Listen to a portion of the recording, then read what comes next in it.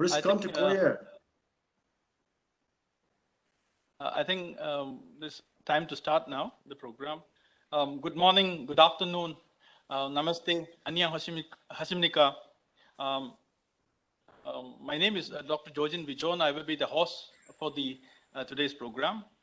A very warm welcome to all the participants to the first India-Korea 2+2 dialogue.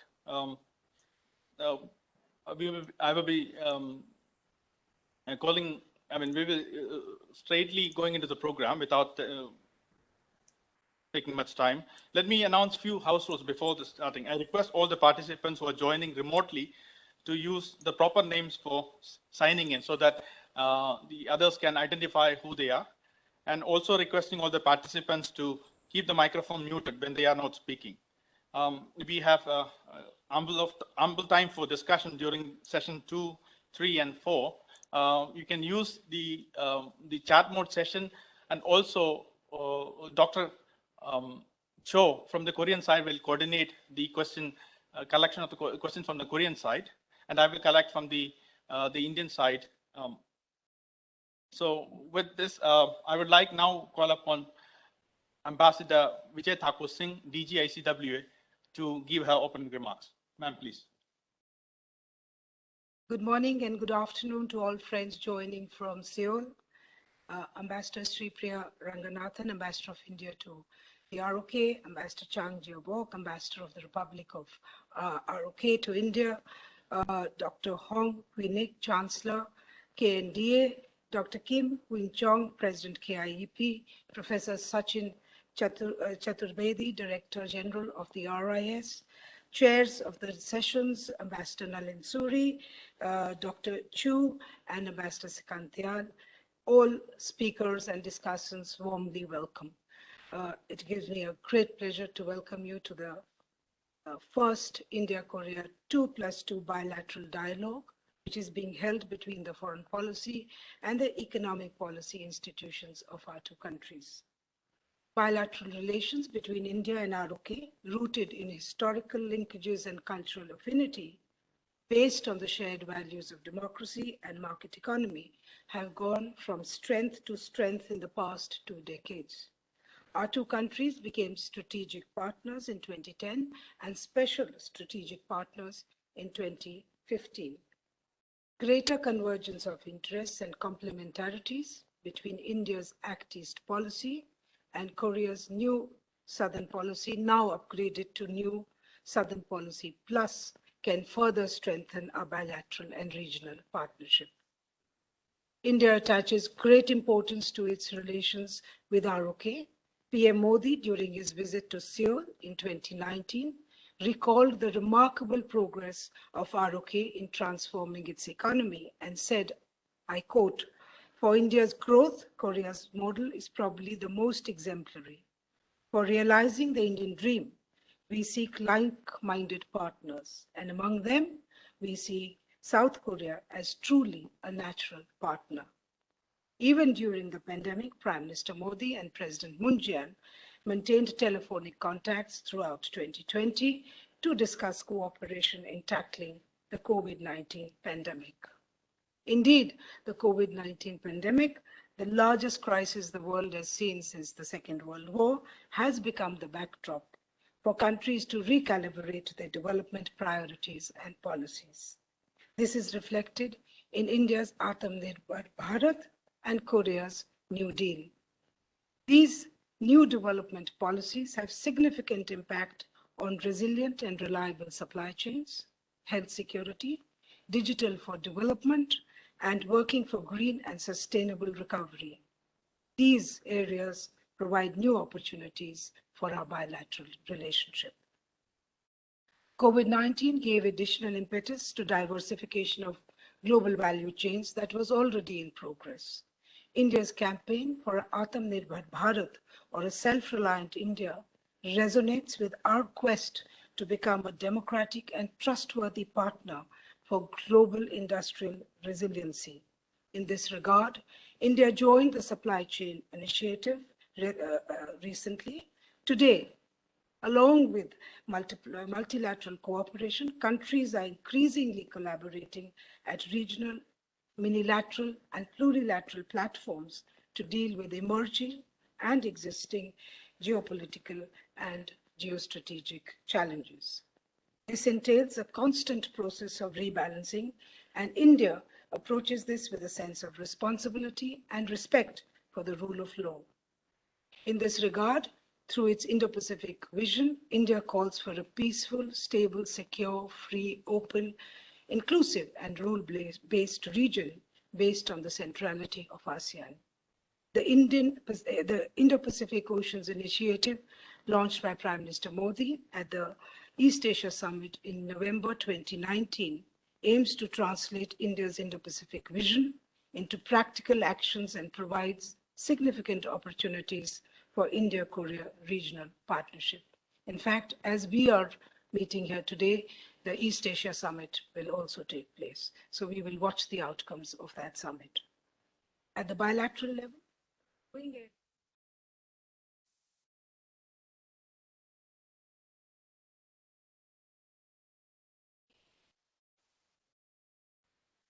and the finalization of the significant steps in taking the security and defense partnership forward. Nuclear and missile technology proliferation and its linkages with South Asia are of critical importance to India's security interests. The history of this issue is a standing example of how there is deep interconnectedness between our security concerns. Trade and economic relations between our two countries are growing, and I'm sure that Professor Chaturvedi will delve in greater detail on this, but it is crucial to expedite the CEPA revision process to achieve greater trade volume and promote more balanced trade. At the same time, effort should be to step up quality investment flows.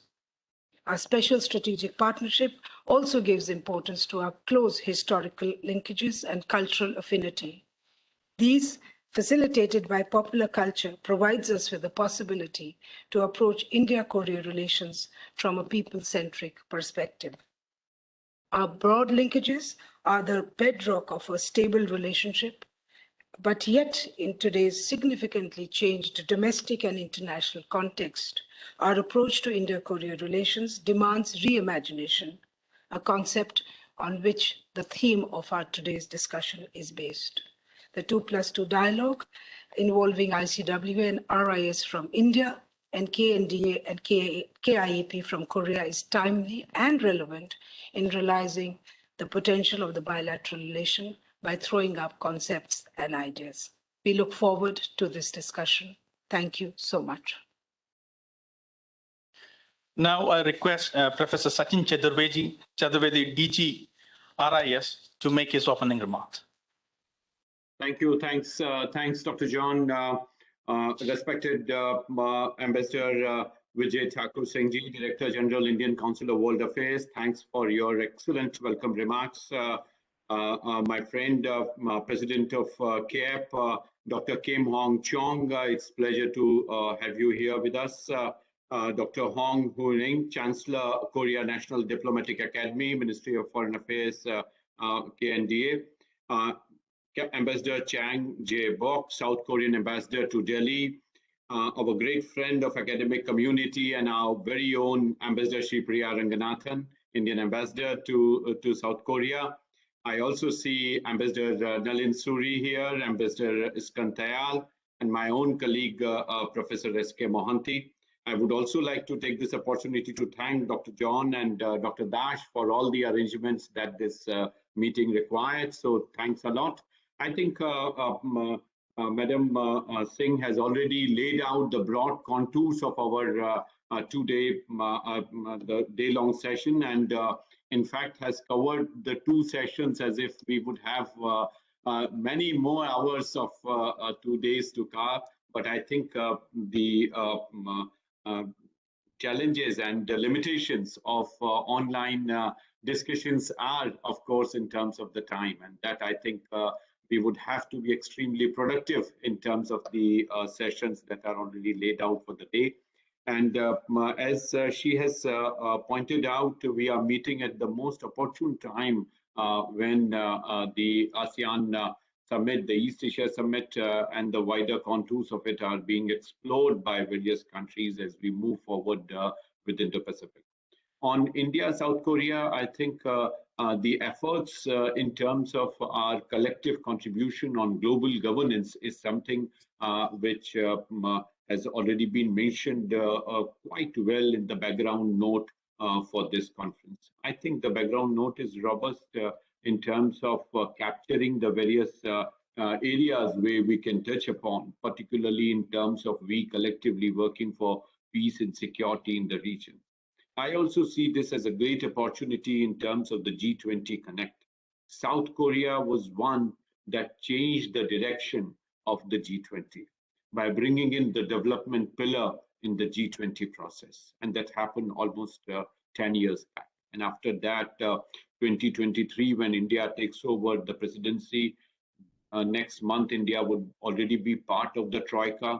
We have much to learn from South Korea. And I think our bilateral partnership should pave way in terms of facilitating those learnings in terms of how we bring in.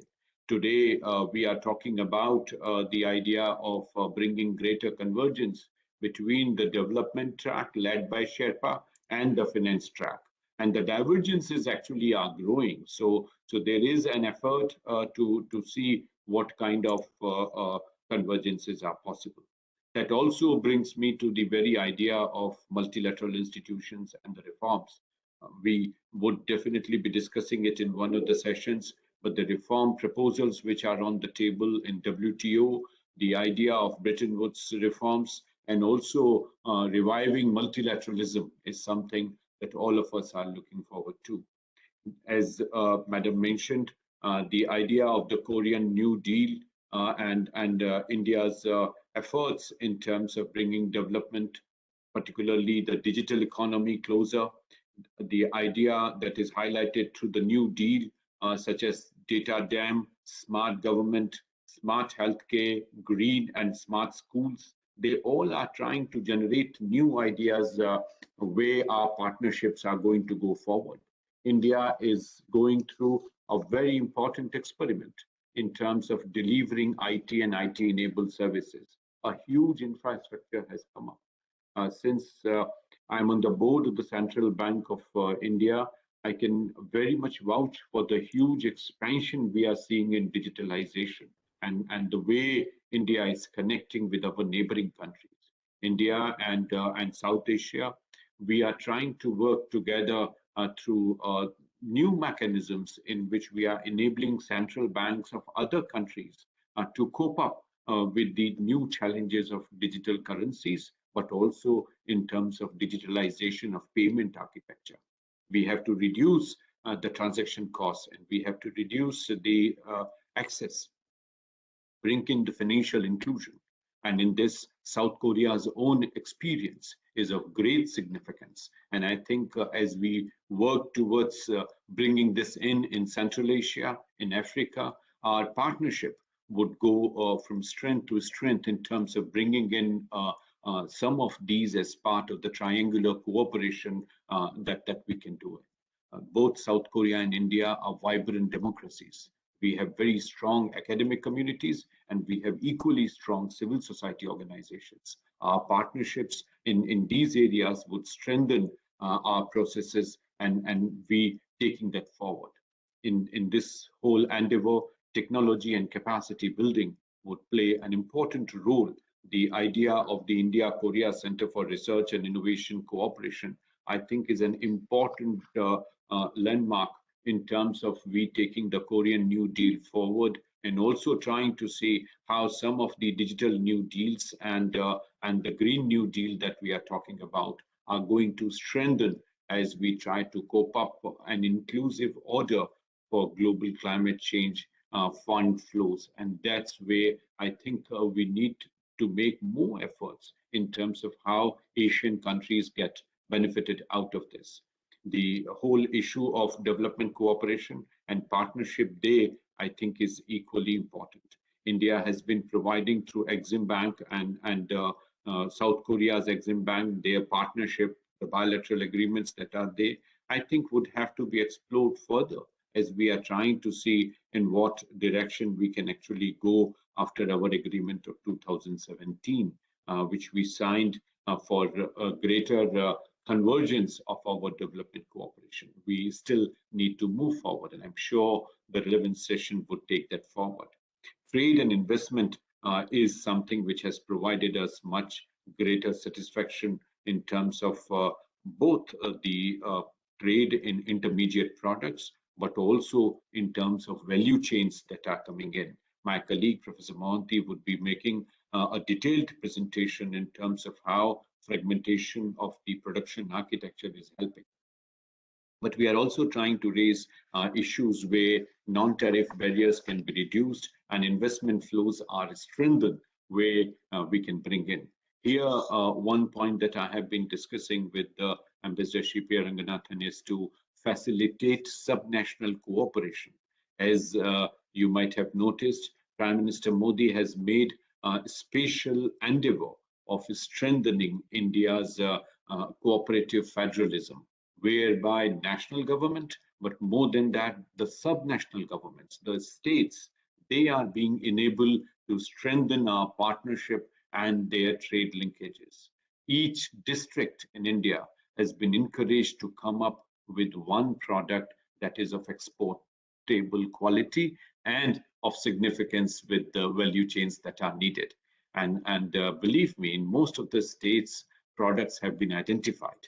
So one district, one product scheme is something which several states have adopted. And this is likely to push in a greater traction for exports that we are targeting it. So from $4.7 billion that we, as of now, we are focusing on, I think we can take that forward. India's imports from South Korea, which stands at $12.8 billion, I think requires us to see what kind of intermediate products and investments can be combined in terms of we taking that forward. The foreign direct investment from South Korea, which stands at $4.8 billion in April 20 to March 2021, I think it requires us to see the metallurgy, the automobile electronics, they are the prime movers in terms of machine tools and hospitals and diagnostic centers that are coming up as the top sectors of investment. What kind of value addition we can really make in terms of allowing the localization of development to happen. And that's where the investment plays an important role in terms of reducing the huge trade imbalance that we have. Revisiting of SEPA and identifying new areas of cooperation and partnership within trade and investment, I think they are important. India and South Korea launched an initiative, Korea Plus, as proposed by Prime Minister Modi, and that was done in June 2016 to facilitate Korean investments in India. A Korea-India SME startup ecosystem was also encouraged and I think is going to go forward as we move in terms of enabling small and medium enterprises to strengthen it. FTA and its review is due, and I think our think tanks can work together for strengthening it.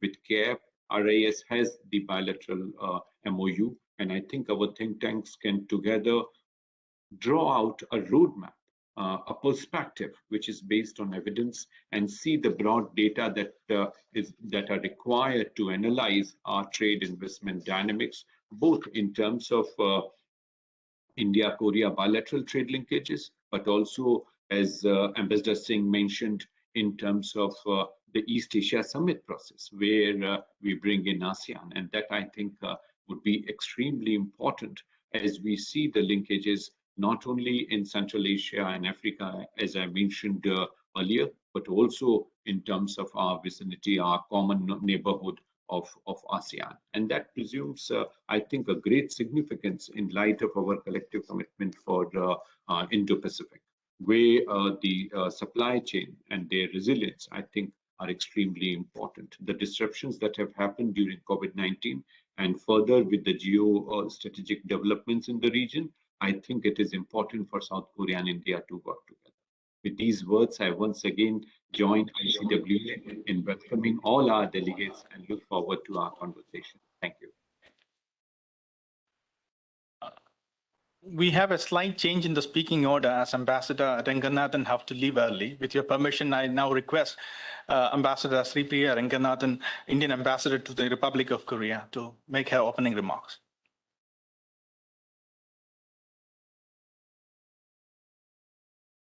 Good afternoon to all of you.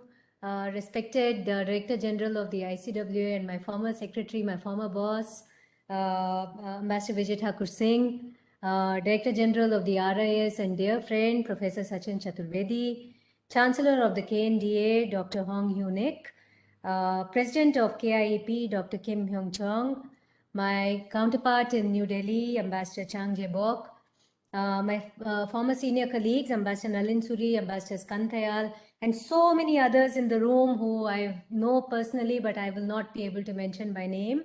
Good afternoon, good morning to all of you, Annyeonghaseyo Shimnika. I'm so happy to be part of this inaugural, the very first inaugural dialogue of this 2+2 meeting between the 4 premier think tanks of India and ROK. Although it is over a digital platform, I think it is still a very timely conference on a theme which is absolutely topical. The idea that we should be reimagining what India and ROK mean for each other at this time when the entire regional order is in a state of flux, is evolving very rapidly, is I think absolutely essential.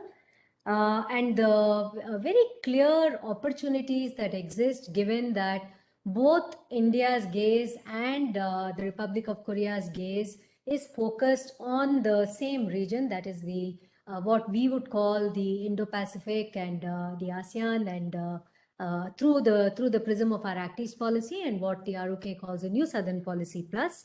I think these are this is just the right time for us to be hearing from experts and from academics and think tanks on what we mean for each other and what we can do together. Friends, I think at this time, this is a time of opportunity and challenge. As Ambassador Singh mentioned a short while ago, this pandemic is that we have all lived through over the past few years has hit us in a very deep sense, economically, societally, even I would say emotionally and psychologically, and it has shaped the way as governments and as people we think and act. It has also brought to the fore some of the inherent fault lines in our geopolitics, which predate the pandemic, but have certainly been accentuated and exacerbated by the pandemic. And that, as I said, is something.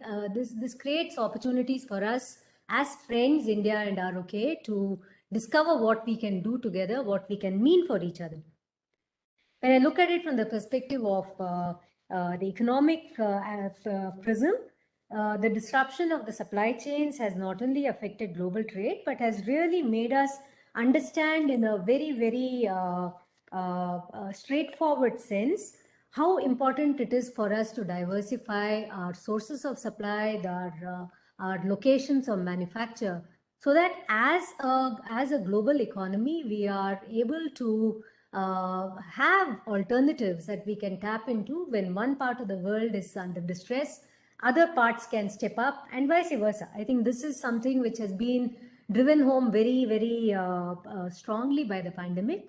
And this is exactly why both India and the ROK have come up with policies which are geared towards creating these kind of alternatives for the entire world. Again, Ambassador Singh has also already referred to the special strategic partnership between India and the ROK.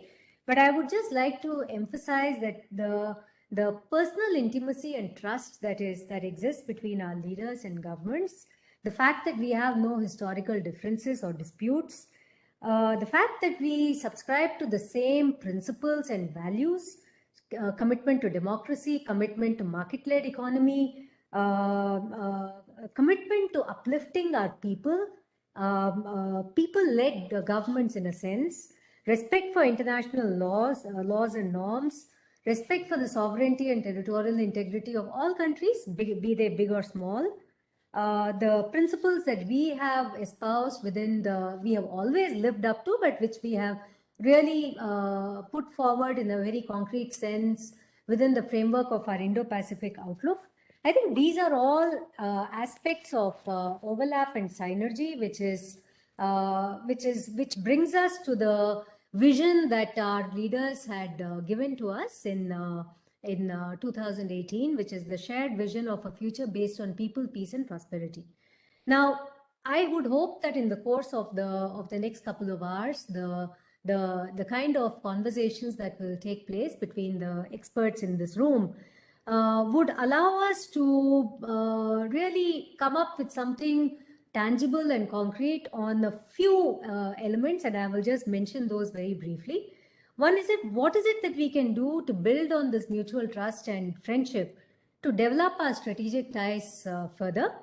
Recently, the Minister of National Defense of Korea had a conversation with our Secretary for Defense Production, and he said that beyond what we are already doing, and we are doing a lot in hardcore defense and in strategic affairs, he said that the time has come for us to really do something tangible and concrete in space, in cybersecurity, and counterterrorism. And these are, of course, in a way, buzzwords, and something that we are, as practicing diplomats, we talk about this a lot, about what can we do for each other.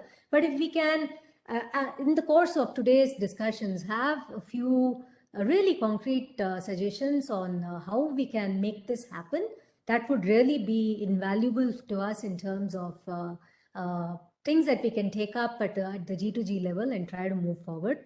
The agreements and the MOUs are work in progress, but what we can do at a very, very working level, that would be something which would be very, very important. Second is something which Professor Chaturvedi mentioned, and that is how can we cooperate and help each other in multilateral organizations. I can tell you from having been here in this seat for the past 3 years that we have been in a way backing each other up at the UN, at the WTO, in all these organizations. But what can we do to escalate that, take it to the next level? FATF, I think this is a forum in which we should be doing more together, and there is, I guess, a feeling that we should be more vocally supporting each other, and maybe we need to now sharpen on what are those causes in which India and ROK have a shared perspective, and try and move ahead on that. Development cooperation, I would say that third country development cooperation, where we can synergize what India is doing, what ROK is doing. We had an initial bash at that in Afghanistan, but that hasn't really materialized in any significant manner. So can we look at something within what we see as really the focus of the NSP and the Act East policy, which is ASEAN and the Indo-Pacific? Can we look at concrete projects in this neighborhood that we can do together?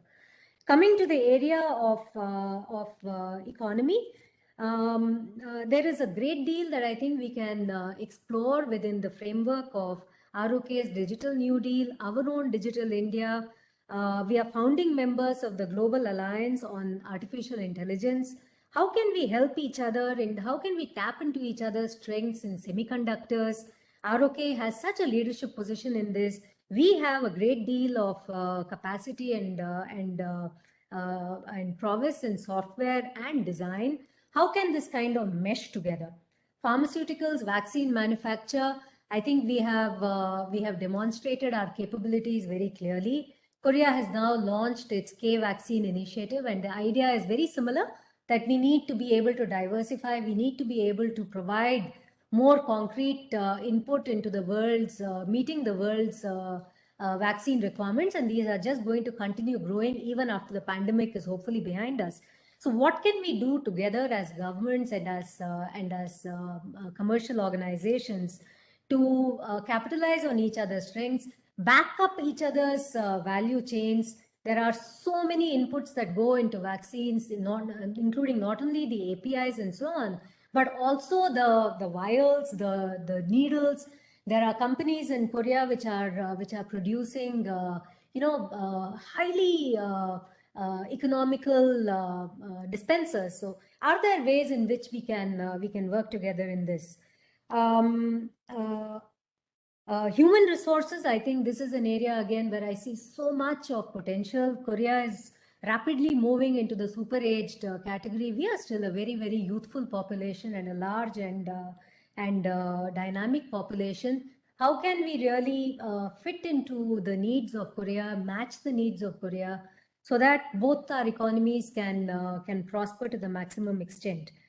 I think these are just some of the areas where I feel as the ambassador in Seoul, that there are so many opportunities, but if we can have 5 to 10 concrete suggestions coming out of this meeting today on what could potentially be taken up at the G2G level, that would be worth its weight in gold. So thank you all so much for giving me this opportunity to join you on this very first meeting, and it's been great seeing you all on screen. I look forward to meeting you all in person in future. Thank you so much. Thank you, Ambassador Ranganathan. Now I call upon Dr. Hong Hyunik, Chancellor, Korea National Diplomatic Academy. Sir, please.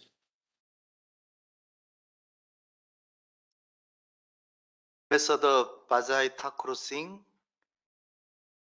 Director General of Indian Council of World Affairs, Professor Sachin Chaturvedi, Director General of Research and Information System for Developing Countries, Dr. Kim Eung-jong, President of Korea Institute for International Economic Policy, Ambassador Sripriya Ranganathan, Ambassador Jang Jae-bok, and distinguished participants, please allow me to extend my warmest welcome and sincere gratitude to all the distinguished speakers for taking your valuable time to join us for the first India ROK Think Tank 2+2 bilateral dialogue.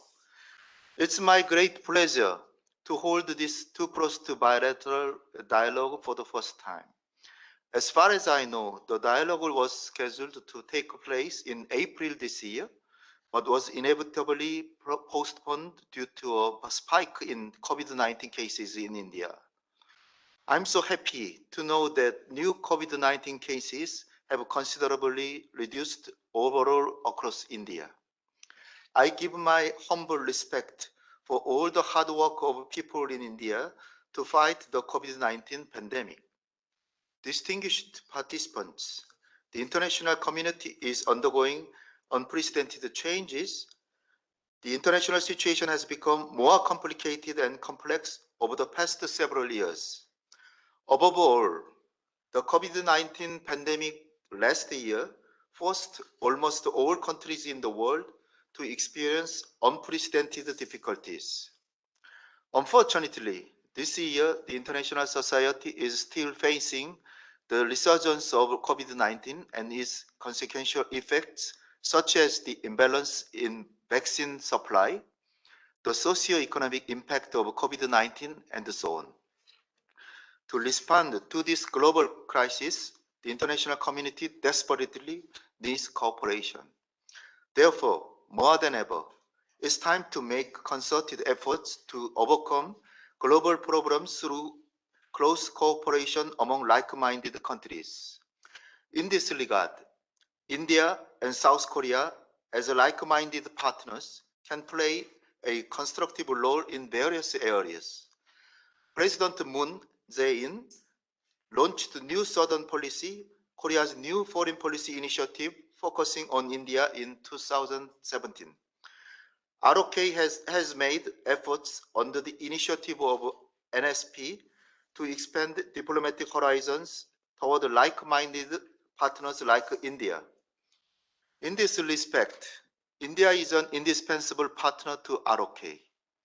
Against this backdrop, President Moon's visit to India in 2018 was crucial as a turning point in strengthening the bilateral relationship. The two leaders agreed to maximize synergies between New Southern Policy and the Act East Policy, in order to promote economic prosperity, peace, and stability in the Indo-Pacific region. Distinguished participants, as a part of our bilateral efforts to maximize the synergies between Korea's new Southern policy and India's Act East policy, 4 institutions of India and ROK, the IPANs of KNDA, KIEP, ICWA, and RIS, created a 2+2 policy dialogue last year in hopes of creating a well-functioning platform for regular academic and research interaction. The 2+2 bilateral dialogue will bring scholars of the 2 countries together to generate fresh and innovative ideas for furthering bilateral cooperation with a view to successfully navigating the rapidly changing global landscape. I hope that the 4 research institutions could make a meaningful contribution to bolstering and broadening the scope of bilateral cooperation. I firmly believe that today's meeting between the 4 research institutions marks a major milestone in broadening and strengthening bilateral cooperation between India and South Korea. I look forward to active discussions and innovative policy suggestions from experts of 4 institutions for a better ROK-India relationship. Once again, I would like to extend my sincere gratitude to all of you for participating in this first 2+2 bilateral dialogue. Thank you. Thank you, Dr. Hong. Now I call upon Dr. Kim Pyung-chong, the President, KIEP. Good afternoon, ladies and gentlemen. First, let me thank Honorable Chancellor Dr. Hong Hyun-ik from Korean National Diplomatic Academy, Director General Ambassador Vijay Thakur Singh from the Indian Council of World Affairs, and Director General Professor Sachin Chaturvedi from Research and Information System for Developing Countries of India for your warm hospitality. And it's my great privilege to invite Ambassadors Chang Jae-bok and Sri Priya Ranganathan for honoring us with their presence today. I would also like to express my gratitude to all scholars and experts from Korea and India. Distinguished scholars and ambassadors, it gives me a great pleasure to welcome you to the first India-Korea 2+2 dialogue, titled Re-Imaging India-Korea Relations in the Emerging Regional Order, Synthesizing the Act East Policy and the New Southern Policy. Korea-India relations have been strengthened in the past 3 decades and now have the status of a special strategic partnership. One particularly momentous development of Korea-India relations was seen in November 2017 when the Moon administration declared the vision of establishing a community of peace and prosperity revolving around people through the New Southern Policy. Continuing on with this vision, Korea and India has developed a bilateral economic partnership. Over the past years, Korea and India's relations has steadily progressed both in terms of trade and investment. Now, Korea and India's bilateral trade crossed $20 billion, and more than 500 Korean companies are operating in India. Most of Korean major companies like Samsung, LG, Hyundai, etc., has established production facilities in India. With the upgrading of manufacturing capacity, India has been taking a crucial role in global value chain, and Korea is now one of the core partners to enhance global competitiveness of Indian industries. Now, in view of the changing global economic order, the COVID-19 pandemic, digital transformation, and climate change, we face challenges that strongly require bilateral cooperation. I believe there is a greater call than ever to pool our wisdom, enabling us to overcome such challenges. Together with the expansion of bilateral trade and investment, I hope Korea's partnership with India further developed into the areas such as security, future industries, and climate changes, among others. Moreover, I believe Korea and India should build a strong partnership in promoting peace and prosperity of the entire Indo-Pacific region. Against this backdrop, today's first India-Korea 2+2 dialogue focused upon the convergence of India's Act East policy and Korea's New Southern policy is both timely and very relevant, I think. I look forward to excellent ideas on the present and future Korea-India relations from academic and policy experts of both countries. We are now setting a significant milestone for closer research collaboration between Korea and India. I hope we establish a close ties to leverage on each other's strengths in international research. I am confident this partnership will drive a new wave of cooperation between the two countries. I wish you all good health, happiness, and success. Thank you very much. Thank you. 감사합니다. Thank you, Professor Kim. Now I request Ambassador Chang Jae-bok, South Korean ambassador to India, to make his remarks. Thank you. Ambassador Vijay Thakur Singh, Director General of ICWA, Professor Sachin Chaturvedi, Director General of RIS, Dr. Hong Hyun-ik, Chancellor KNDA, Dr. Kim Hung-jong, President Kiev, Ambassador Sri Priya Ranganathan, and Ambassador Tayar, former ambassador to Korea, current president of India ROK Friendship Society, distinguished participants. Good morning and good afternoon, everybody. I'm delighted to join you all at the inaugural session of the first India-Korea 2+2 dialogue. This dialogue is born, I think, out of our desire to have a track 2-level dialogue to accumulate new ideas and fresh thoughts to shape up a strong Korea-India special strategic partnership. ICWA and RIS of India and KNDA and Kiev of Korea are well-known and influential think tanks in the field of international politics and economy in our respective countries. I'm glad that they have come forward to formalize this dialogue mechanism. I congratulate the leadership of our think tanks for taking this commendable initiative. I could see very distinguished experts from both sides have joined us for the dialogue. My heartfelt thanks to all the participants. I think this dialogue could not have been held at a more opportune time. Our world is witnessing tectonic shifts in geopolitical and geoeconomic landscape. Asia is at the epicenter of these unfolding shifts. In recent times, the single most noteworthy development in the region has been the emergence of the Indo-Pacific region as the nerve center for the global economy and global politics. Major world powers are adopting their own versions of Indo-Pacific strategy, recognizing the importance of the region. The Quad has consolidated in recent months with 2 back-to-back summit meetings in a short span of 6 months, signifying the changing geopolitical dynamics of the region. Most recently, Australia, UK, and the US have announced a new trilateral security partnership, or AUKUS, for the region. What stands out the most in all these developments is the growing relevance and recognition of India as a valuable Indo-Pacific partner. All major powers are trying to increase their engagement with India to promote stability and prosperity in the region. Likewise, the world is also exploring new economic partnership based on mutual trust.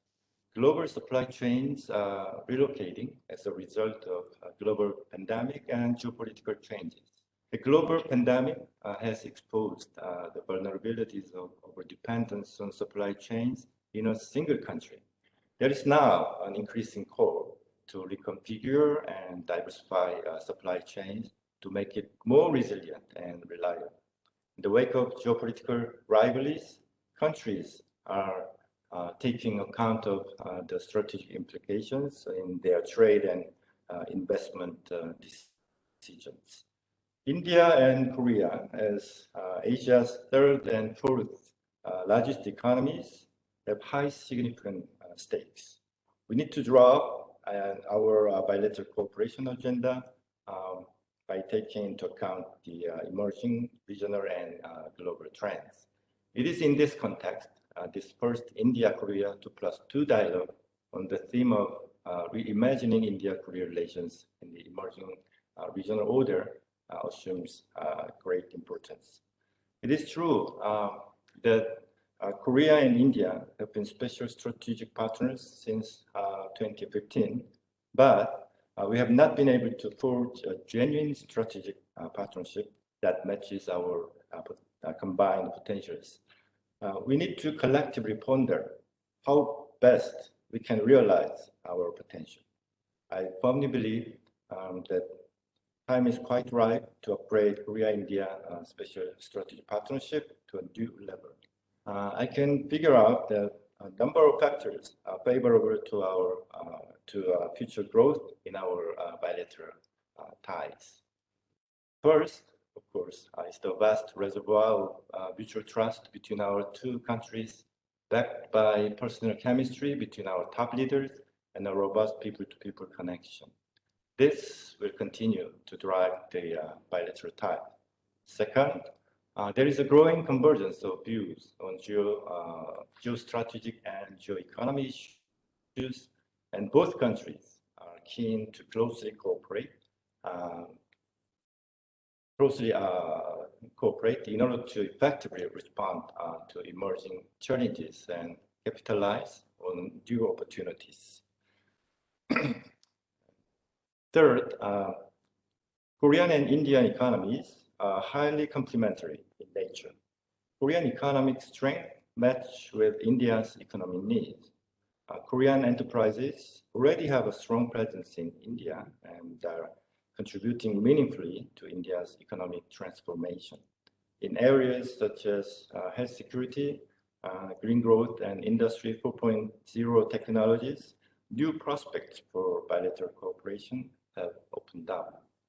Fourth, our two countries have laid down forward-looking foreign policy initiatives, such as Korea's New Southern Policy and India's Act East policy, with significant synergies to build a much more robust strategic partnership.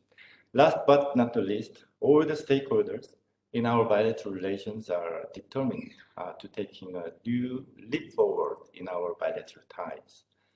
Given the above factors, I'm confident a great future awaits the Korea-India bilateral relations. I'm sure the distinguished participants in the dialogue, through their discussion and deliberations, will bring forth important suggestions and recommendations on how to shape up Korea-India partnership in the emerging global and regional scenario.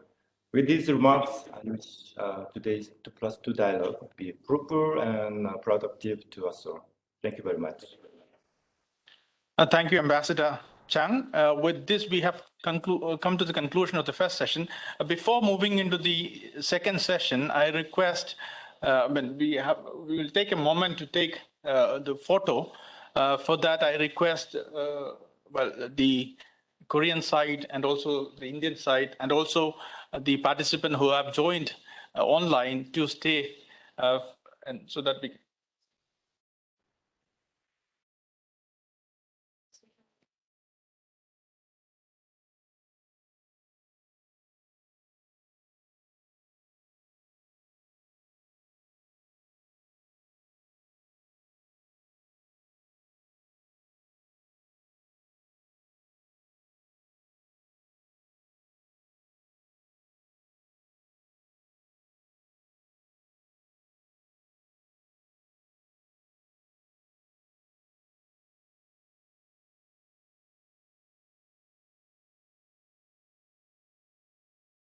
Thank you.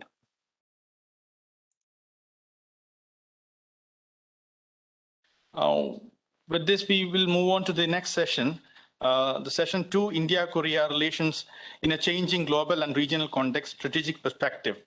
We have Ambassador Nalin Suri, Distinguished Fellow, Delhi Policy Group, and former Director General of ICWA is with us to chair the session. The speakers for the session are following: Dr. Cho Wenduk, Research Professor, Korean National Diplomatic Academy, and Dr. Jacob Panda, Research Fellow are the speakers. and Dr. Jojin B. John of Research Fellow ICWA, and Dr. Peck Uyel, Associate Professor, Yonsei University, are the discussants. Now I request Ambassador Nalin Suri to kindly conduct the proceeding. Sir, over to you. Thank you, Dr. John, and thank you to all the speakers in the plenary session. I think they've covered most of what I think this particular webinar is intended to achieve. I only have one housekeeping point, and I'm hoping that DG ICWA will agree with me. We are starting this session almost 55 minutes late. So if you will permit, I will add that onto the regular time, if that's all right with you. So yes, we are 25 minutes behind schedule. Oh, sorry, 25, that's right. Yeah. So I mean, if you agree, then we'll go on till about 12:55 because we have 4 speakers, okay. Thank you very much and welcome to all the panelists. I'm going to use my privilege as the chair to make a brief set of opening remarks and then call on each of the speakers who will have 10 minutes each, and then the 2 discussants who will have 5 minutes each. I'm delighted to be chairing this session of the first ICWA RIS dialogue with KNDP, DA and KIEP. We had agreed on the need for such a 2+2 process dialogue when the ICWA delegation visited Seoul in May 2018 for discussions with KNDA as part of their ongoing dialogue mechanism. The debilitating COVID-19 pandemic has greatly delayed the beginning of this dialogue, but better late and well prepared than holding a dialogue simply for the sake of form. The purpose of this 2+2 dialogue, as I see it, and this has been mentioned by the plenary speakers, is to suggest ways and means of developing and strengthening our special strategic partnership, which is built on 4 clear pillars, namely economic, security, cultural, and regional cooperation. These match and gel well with the 3 principal pillars of the Republic of Korea's New Southern Policy, namely prosperity, people, and peace. These three pillars from the ROK side are perhaps intended to diversify and deepen the ROK's economic and strategic relationships, especially with partner nations that share similar values, interests, and visions.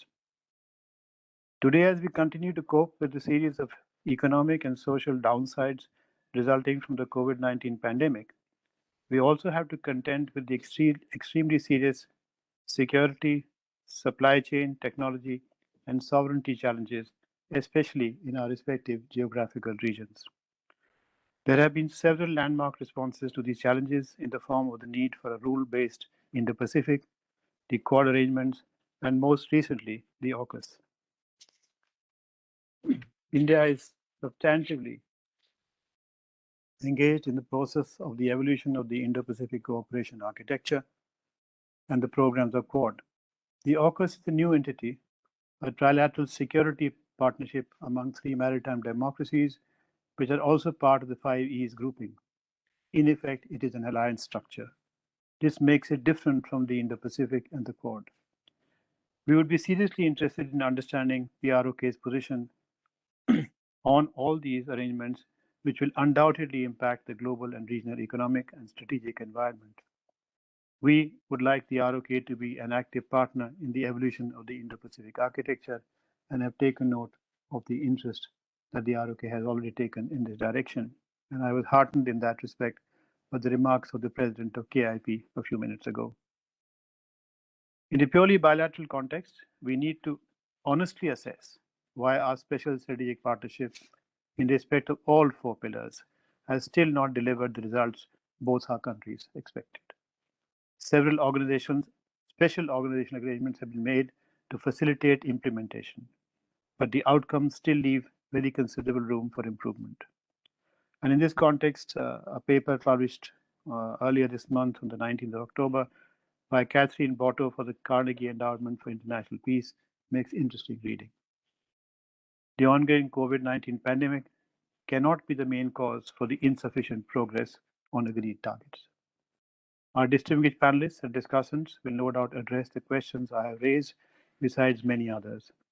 My limited point is that we in India see the ROK as a natural partner. Our relationship is free from negative historical baggage.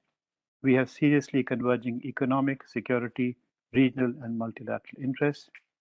India's Act East policy and the ROK's New Southern policy have been noted by virtually all previous speakers a very good fix. They complement each other. The challenge is to recognize the existing economic and regional realities and ensure that potential translates into mutually beneficial partnership and cooperation. This will greatly contribute to the maintenance of peace and stability in our respective regions and in the Indo-Pacific as a whole. Let me now start the process of the discussions, and I'd like to first invite Professor Cho Wondeok, Research Professor at KNDA, to make his remarks. You have 10 minutes, Professor. The floor is yours. Thank you, Ambassador Nalesuri. Before getting started, I would like to give my gratitude to ICWA and Dr. John in particular to prepare and host today's 2+2 Policy Dialogue. Let me start. In my presentation today, first, I will be addressing current strategic environment in the Indo-Pacific. And secondly, I will provide my own assessment of the recent strategic trends. And lastly, I will briefly touch upon some policy implications for ROK-India relations 10 or 20 years down the road.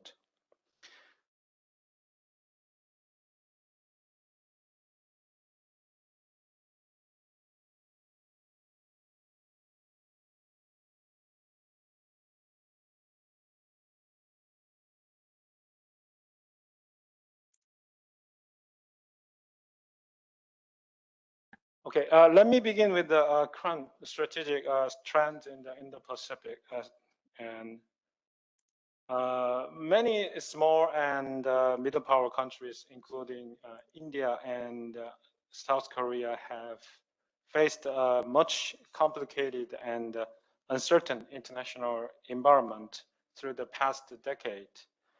Yet many challenges still lie ahead of us, including intensifying US-China strategic competition and the COVID-19 pandemic, climate change, and a surge of regional instability around the world. The current global challenges increasingly demand active engagement and constructive role of responsible middle powers, especially such as India and South Korea. In this respect, India and Korea are key partners that can make a significant contribution, not just to their prosperity and security, but to peace, stability, and prosperity in the regional and global context. So how does the strategic environment surrounding the Indo-Pacific region seem to be? What are the key characteristics of strategic trend in the regions? So I'm offering 4 characteristics of strategic trend.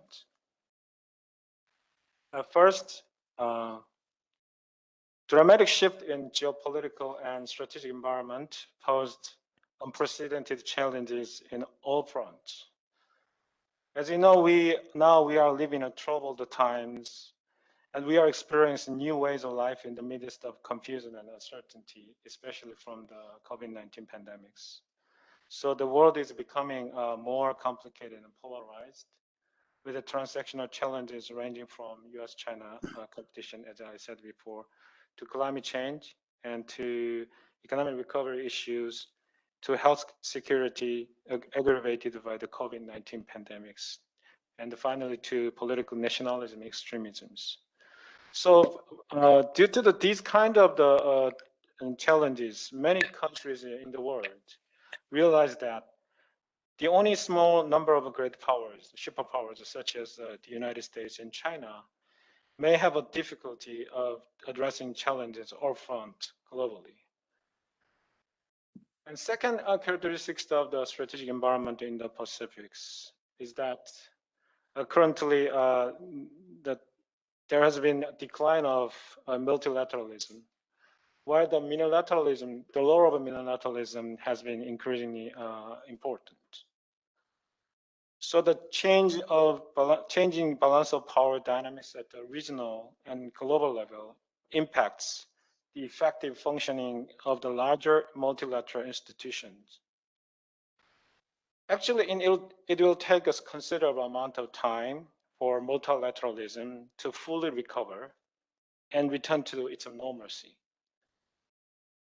So in that regard, many countries now are seeking to form informal and formal multilateral platforms.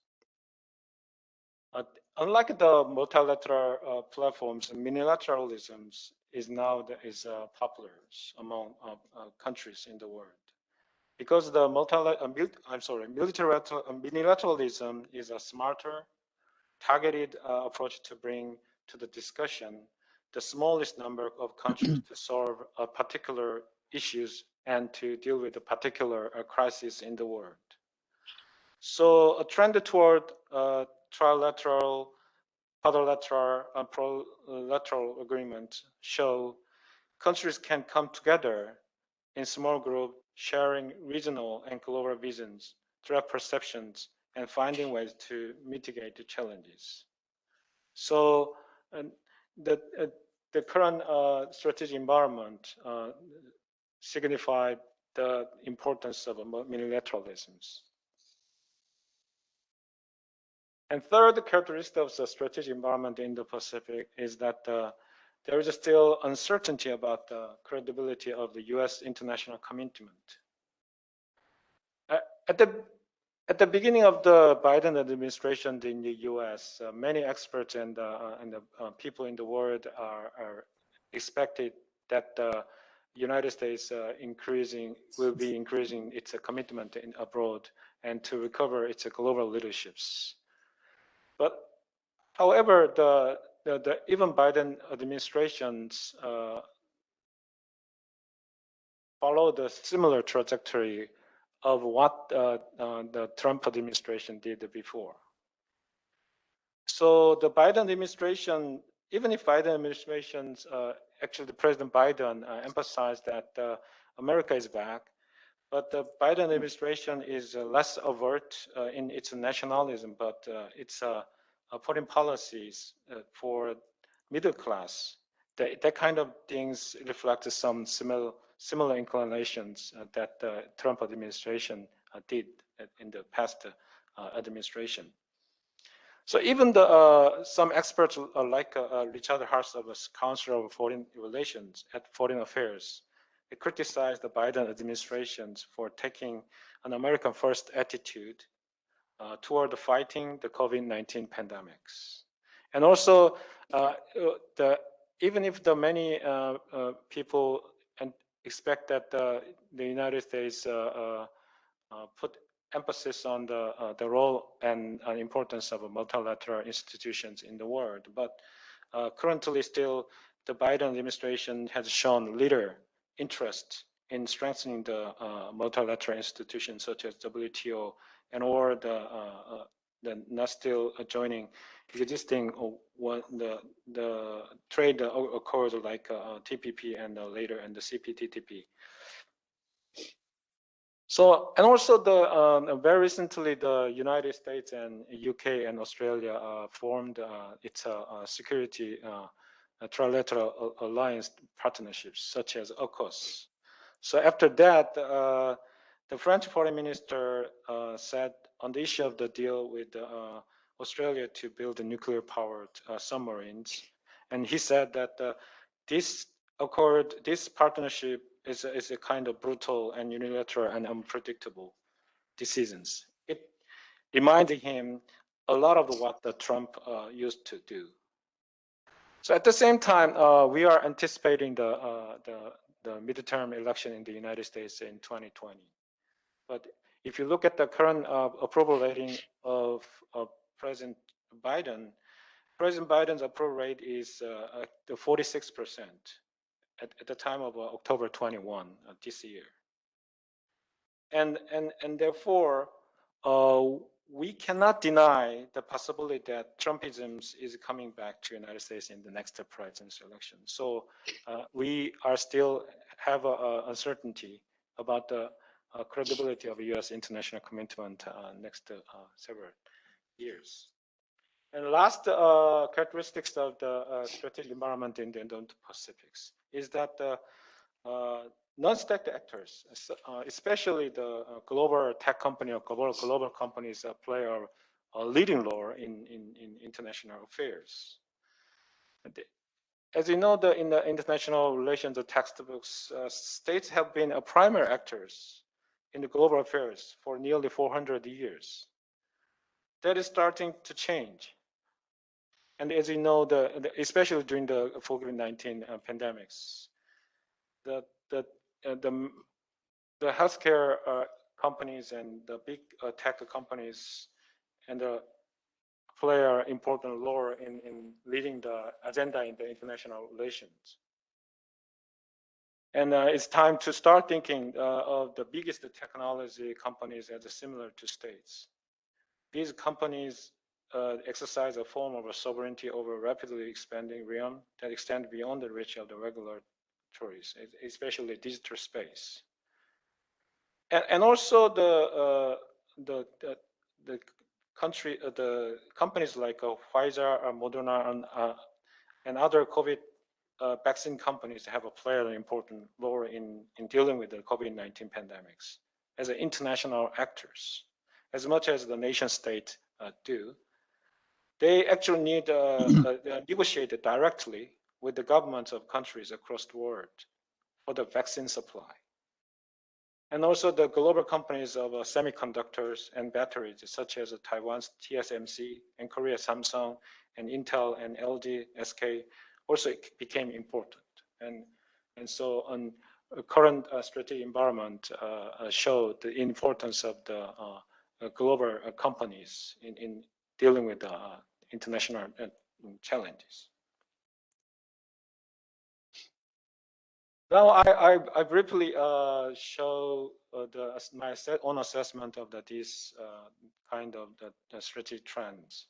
The first, now the competitive and responsible small and medium powers is becoming important in dealing with a specific crisis and specific issues. So in each areas where small and middle power countries are competitive, they need to show leadership in leading the agenda through collaboration with other like-minded partners. So as I said before, currently the only small number of superpowers cannot afford to address and deal with the all-front challenges in the world alone. So in that regard, the very competitive and very responsible small and middle power countries such as Korea and India can play a constructive role in dealing with the global and regional challenges and agendas. Second thing is there is increasing issue-based multilateral platform in the future. So for the time being, this kind of the multilateral partnership can survive and play an important role in international affairs. So as you might know, today it is reported that India, along with Australia and UK, and small island developing countries will be launching a new initiative for infrastructure for resilient island states, that is IRIS, on sideline of the upcoming Conference of Parties. And third is there is increasing convergence between Korea's new Southern Policy or Southern Policy Plus and India's Act East policies. In 2018, President Moon Jae-in paid a visit to India and to have a summit with the Prime Minister Modi. It became a turning point in strengthening bilateral partnership between two countries in many senses. So I think that the 2018 summit provided opportunity and venue for the future-oriented partnership between two countries.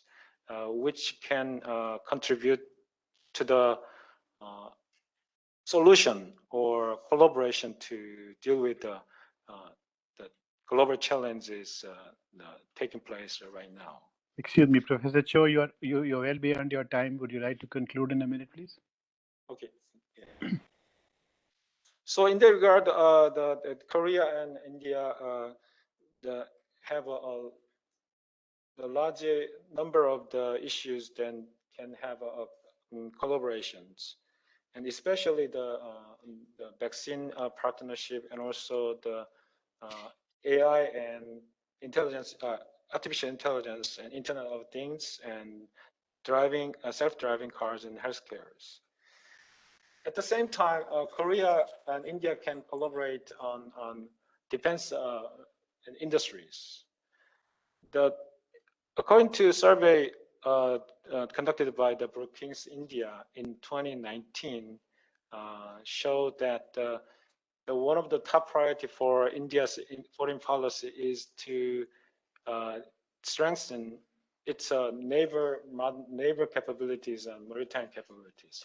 In that regard, Korea and India can cooperate on naval shipbuilding and submarine buildings in the future. And I think the Korean and Indian defense ministers the visit to their countries very often recently. So in that regard, the Korea and India can have a larger amount of opportunity and chance to cooperate on the defense areas, and also digital New Deal policy, and also other technical high technology part for the collaborations. Finally, there are some policy implications. As we did today, as we do today right now, like track 2 dialogue platforms, Korea and India need to institutionalize and expand a dialogue platform for mature cooperation and share the strategic vision in the Pacifics in various areas. And also the South Korea and India need to collaborate on the revival of the multilateralism through the regional and global institutions such as ASEAN-led institution and East Asia Summit and G20 and the IORAs. Finally, we can have a trilateral and multilateral cooperation for East-West partnerships in the future. So I will stop here now. Thank you. Thank you very much, Professor Cho. Our next speaker is Dr. Jagannath Panda. Dr. Panda, you have the floor. Thank you, sir. Am I audible? Yes, yeah, we can hear you. Let me at the outset thank you, sir. It's a great privilege to have you as the chair of this session. Let me also thank Ambassador Vijay Thakur Singh, the DG ICWA, for this invitation, and also my great privilege to be here with this panel with the old friends, Dr. Cho, Dr. Peck, and Dr. John Jajin. I'll be, in the interest of the time, let me be very brief and pointed to my remarks because I have shared the paper with all of you. Hopefully you have gone through the paper. There are minor mistakes or typos are there, but the essence of my talks are there in my draft paper. Now let me begin by saying that there is a new momentum has been built over the last few years to strengthen the special strategic partnership between India and South Korea. And to that effect, if we see regular dialogues, exchange of visits has been key in terms of taking forward this relationship. And if we see in that context, these developments are in a way creating a new normal with bilateral ties, expanding into new and sensitive domains. For example, in August 2020, we had India-South Korea consultation on disarmament and non-proliferation dialogue. I mean, this is not that we never had a discussion on the nuclear issues, but yes, now having official level dialogue on nuclear issues and sensitive issues talks about the depth and the speciality that this relationship is having today. Now, before I flag out what we could look at in terms of taking forward this relationship further, one background point that needs to be kept in mind is that I think it is significant to keep a track of the domestic developments and try to link the domestic developments with the post-pandemic order in both the countries. And to that effect, I think one of the key moments that probably India must look at in South Korea is the presidential elections in March 2022, and when President Moon Jae-in is going to end his term, and there will be new leadership coming in ROK. And to that effect, I think we need to ensure that India stays in good political contacts, good official contacts, and try to have a channel of communications at no matter at what level it is possible, but to win the confidence and stay engaged with the new administration which will be coming. There are a lot of political debates going on, so we need to really in India take a note of that. From South Korean point of view, they also need to see what's going on in India. I think even though we are relatively having a stable government, I think South Korea as a partner should be framed much higher in Indian foreign policy. It should not be seen as a separated, isolated country in Indian foreign policy. India has special accords with Japan, with US, and with Quad formulation with Australia today. But I think South Korea will always hold its importance, and that needs to be ensured that South Korean strategic community, the officials and the political community needs to ensure to the Indian community that South Korea should be realized in India's new foreign policy context, in emerging context. And I think one point that we need to really ensure here is that whether Moon Jae-in administration, which is really going to finish its term, whether there will be a continuity in the new Southern policy or not. We know for a fact that the new Southern policy was introduced with an aim and objective to diversify and expand South Korea's economic and diplomatic contacts in order to reduce South Korea's strategic dependence from both on China and US in the longer run. So to that effect, I think it makes sense to stay engaged with India, to continuously back the confidence of the Indian strategic communities and political communities. And I think in a great context of taking forward this relationship, we need to realize that we are the top 15 trading economies in the world ranking. We are strong partners of the US-led frameworks in the regions.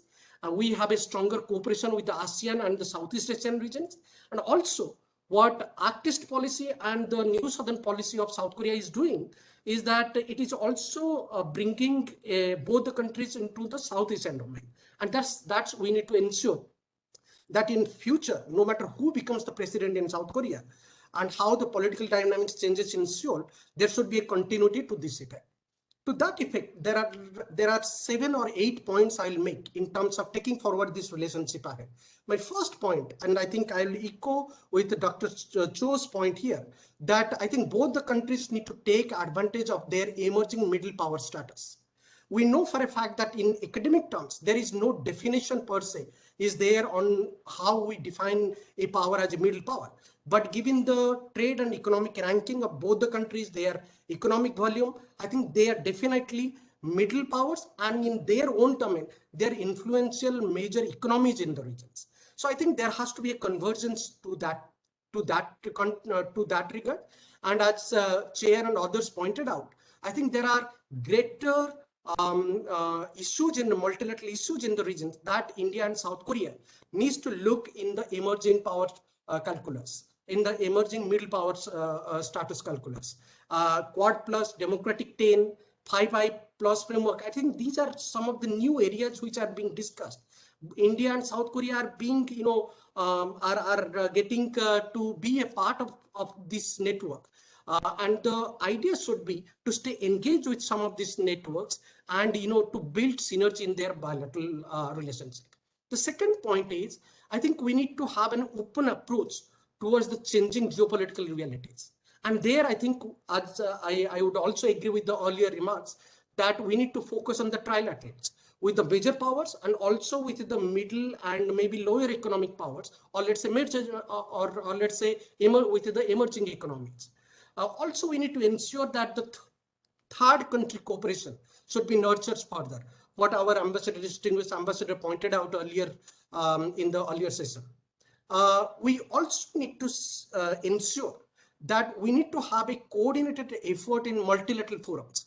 And I always view that, if India and South Korea relationship would have been better in terms of, coordinating in the multilateral frameworks, probably India would have a better choice of interest in the RCEP framework. India would not have, withdrawn. Probably India was requiring to have a more bilateral centric dialogue with South Korea, with Japan, with Australia, with other economies in the. So therefore, I think there is a need for this active multilateral participation and coordinated efforts within the multilateral forums. And that's what India-South Korea relationship today need. My third point here would be diversifying supply chain networks and enhancing trade. And I think this is a critical issue. The chair also pointed out. And I think in the emerging conditions, both states must necessarily look towards intensifying their trade partnership, which has been somewhat stagnant, I would say, since the SEPA was signed in 2009. In 2018, Prime Minister Modi and President Moon Jae-in actually agreed, on a framework that is known as Early Harvest Package Framework to improve the trade ties against the backdrop of the US-China trade conflict. But I think we have not really made much progress. There is a need to take forward that Korea Plus platform needs to be used in a greater sense, in a better sense, in Indian strategic community.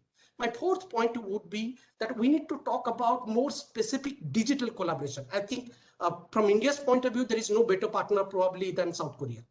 There are Digital India framework, there are Smart City Mission framework under the current government in Delhi. And I think that needs to be in a more focused manner, needs to be linked with South Korean initiatives, particularly with its green innovation and digital New Deal framework, the K-Deal framework that South Korean government is having today. The fifth point here is also to talk about how to specifically coordinate in the connectivity projects. And I think one of the most important issue about President Moon Jae-in's presidency was under the New Southern Policy was to focus on connectivity issues. Japan has emerged as a significant connectivity partner with India in the northeastern India and also in Southeast Asia. I think Korea can also emerge as a potential and strong partner, and we need to really work on that context. The sixth point, I would echo with Dr. Cho's point again, that we need to have an inclusive defense collaboration, military cooperation as well as defense-oriented collaboration.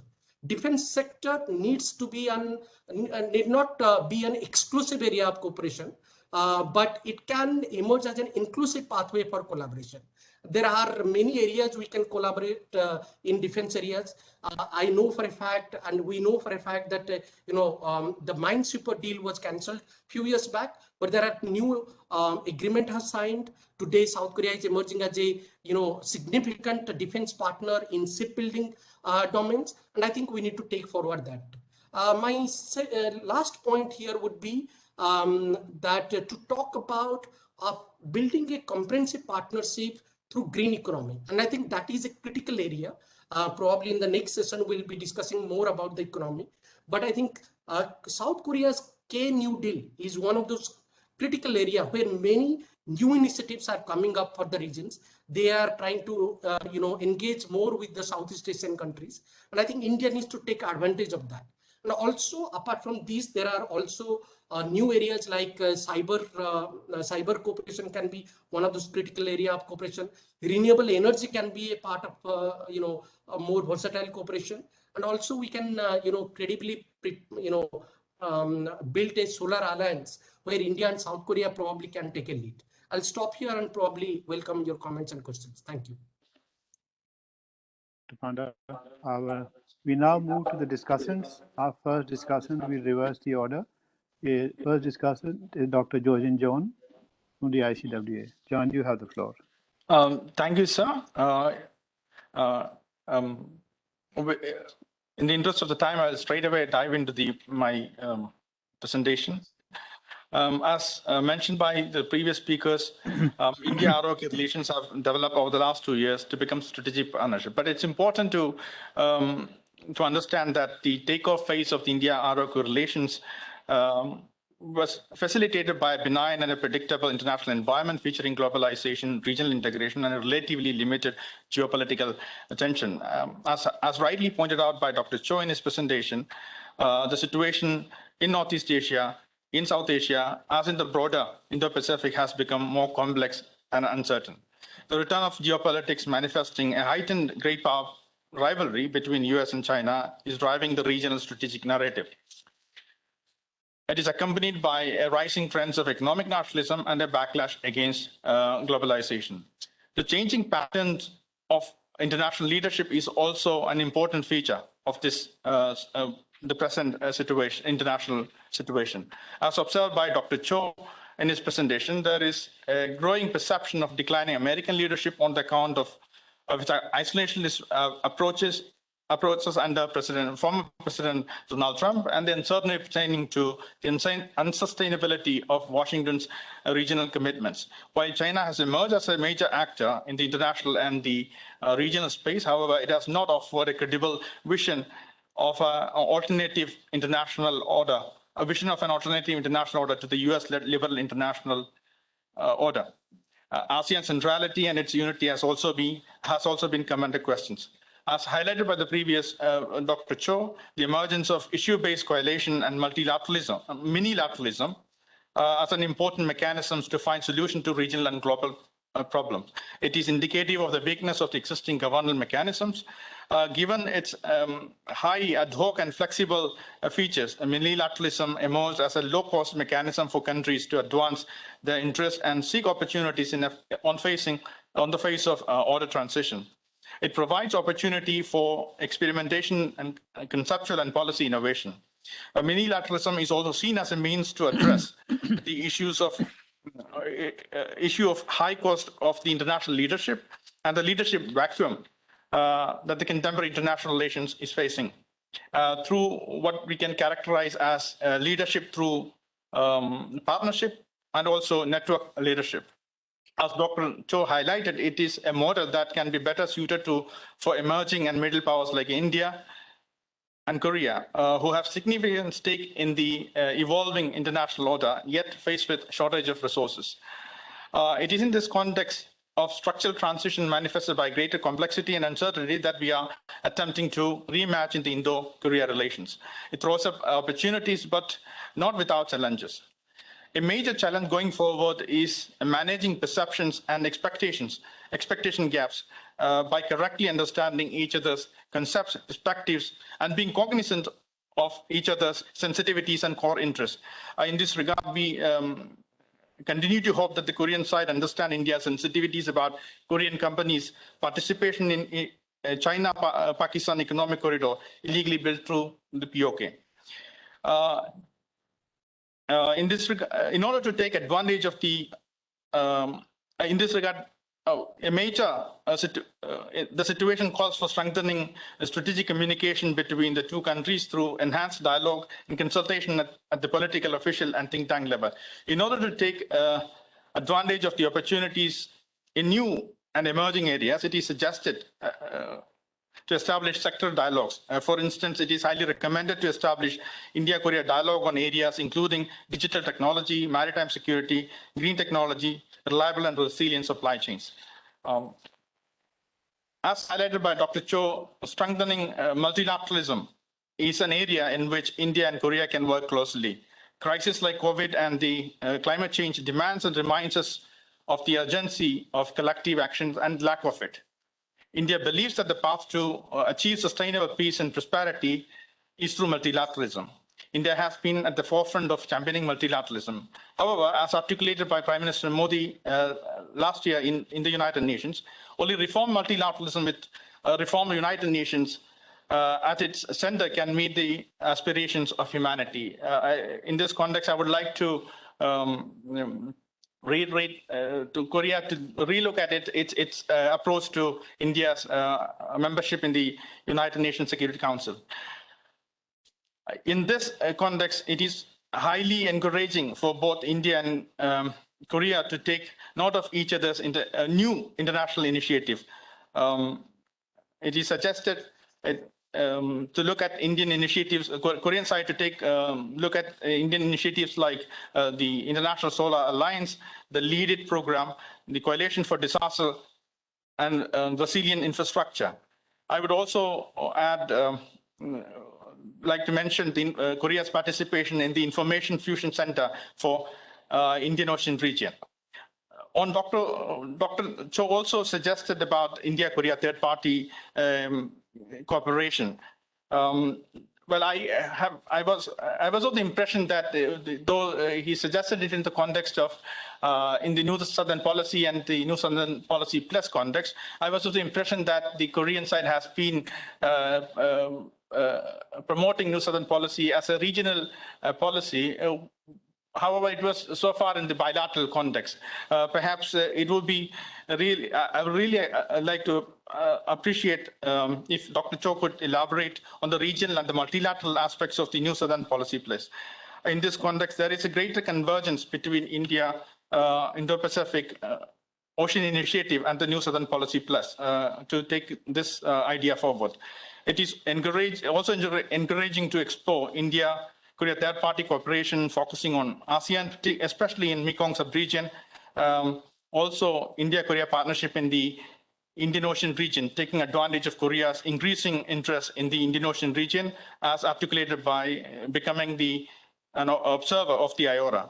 Dr. Panda already mentioned about India-Korea cooperation in the context of trilateral highway.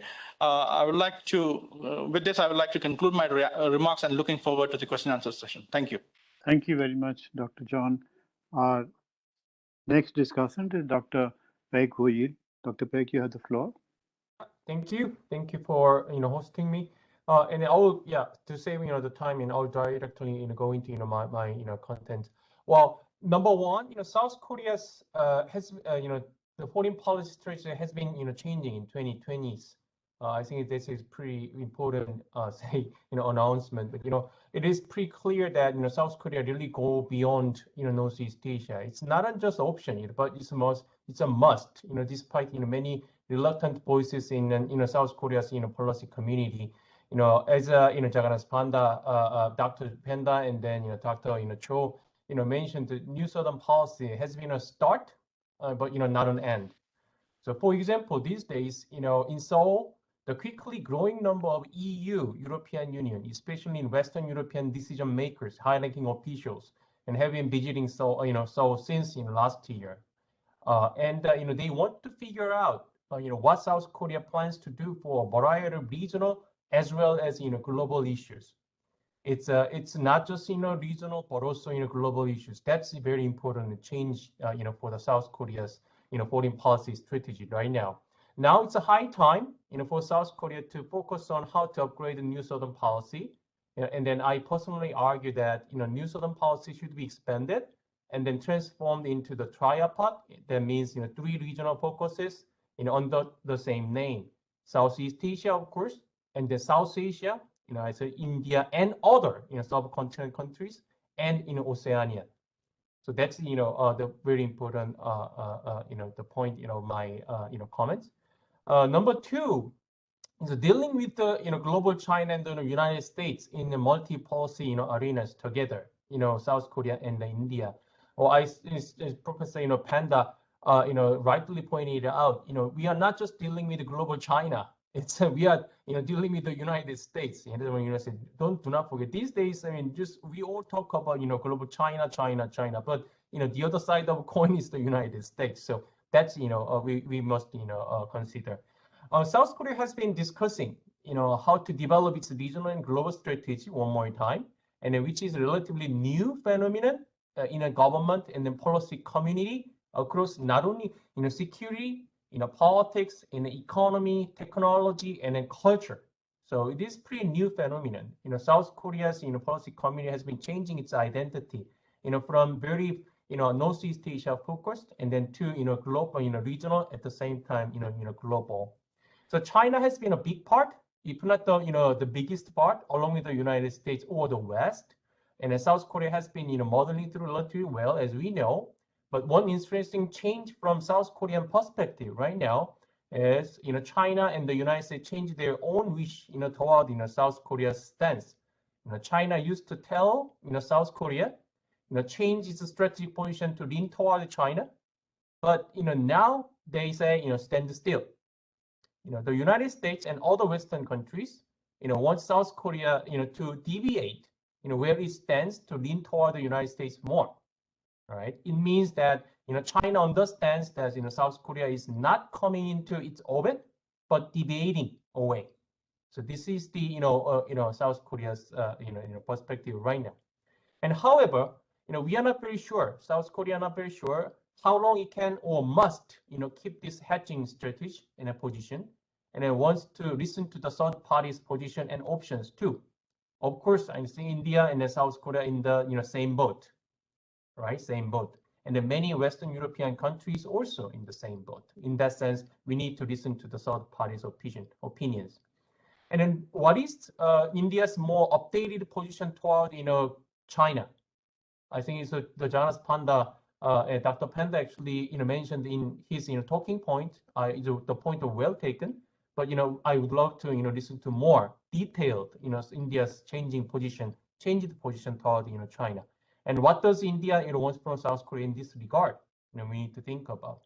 Last 30 seconds, I suggest two things.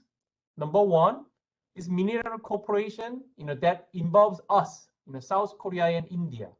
I mean, who are some potential partners or right partners in Southeast Asia, South Asia, and potentially Oceania?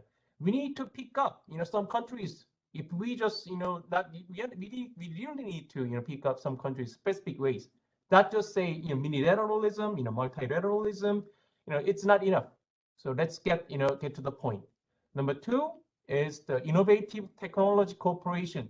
South Korea recently almost succeeded in the launching the the satellite rocket, and then South Korea and India has been discussing about the cooperation in that sector, but it was not very successful. Why this type of thing happened? And then now it's time of politics of technology, as we know, and which specific sectors can realistically work together. Thank you. Sure, that was a very interesting presentation, short but full of ideas and full of suggestions. Let me try and answer one of the questions you raised at the end. What does India want from the Republic of Korea vis-a-vis China? Well, to begin with, maybe you can invest as much in India as you have in China. You can transfer as much technology to India as you have done to China. This is what I said in my opening remarks. We have this special strategic partnership. But where is the content in that special strategic partnership? Our trade has been stagnating. I'm being very blunt. Investment has not really grown. We have set up special mechanisms to assist in Korean investments in India. I don't see them working too efficiently. I think somebody has to do this hard talk. But I'm very glad you raised this question. We are not asking the ROK to take a stand against China on any issue. We are asking the ROK to take a stand based on our common values, our common principles. And please understand, there can be no Indo-Pacific without India. There can be no security in the Indian Ocean without India. And if Korea chooses to now reach out beyond its Northeast Asian and Southeast Asian hinterland, it will have to traverse the Indian Ocean. Now, we face a very serious challenge from China. We are not asking you to take sides. We ask you to stand by principles and values. I mean, is the ROK going to just stand by silently when written agreements and treaties are violated? When another country's territorial sovereignty is violated? I mean, compare that with the position India takes on the DPRK. We have been extremely supportive of ROK's positions vis-a-vis the DPRK. We are not asking for something in return. We are simply saying, look at the reality. Treat both countries on par. We know you have a very strong economic partnership with China. We are not asking you to dilute it. All we are saying is that you can have an equally strong, perhaps stronger economic partnership with India than you can with China. India is no threat to Korea. Never has been. So I think, but I think we can, it is not for me to try and hog this discussion. We have 12 minutes left, and I think the way I'd like to take this forward is that before taking any questions on the floor, I don't know if you'll have time for that, but I think what I would like to do is request Professor Cho to respond to some of the points which Dr. Panda has raised, and then ask John to react to some other points which Dr. Peck has raised. So maybe we can do this over the next 10 minutes, and we still have 5 minutes left for that, for any questions we may have from the floor. So would you like to go first, Dr. Cho?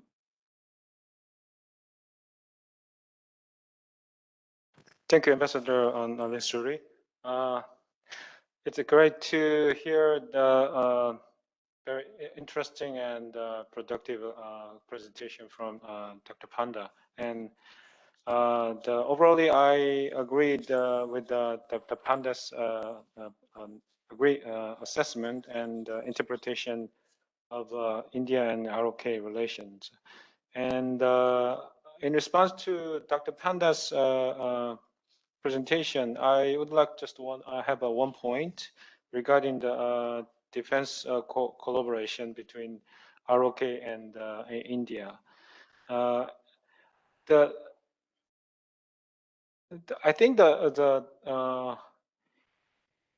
after the improvement of Korea and India relations, the many experts said Korea and ROK relations have been focusing on the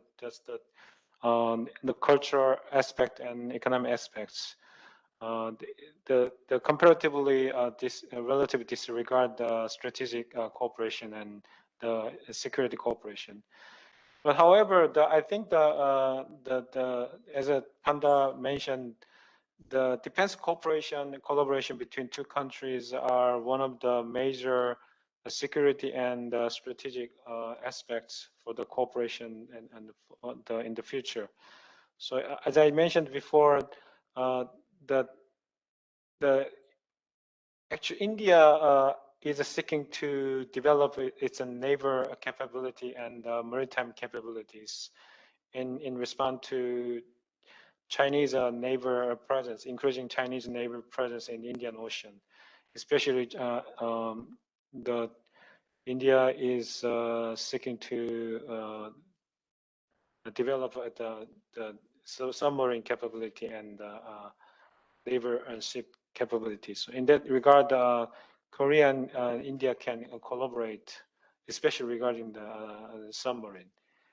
And yeah, and I would like to ask the Panda regarding the recent strategic phenomenon in the world, especially the formation of AUKUS, and some Southeast Asian countries showed some strong concern about the formation of AUKUS in the stability and the peace in the region, especially in the Pacific and Southeast Asia. But I wonder about how the Indian experts perceive the formation of AUKUS and as a recent phenomenon. And do you think the formation of AUKUS will marginalize the role or importance of the quadrilateral security dialogue? That's my question to Panda, if available.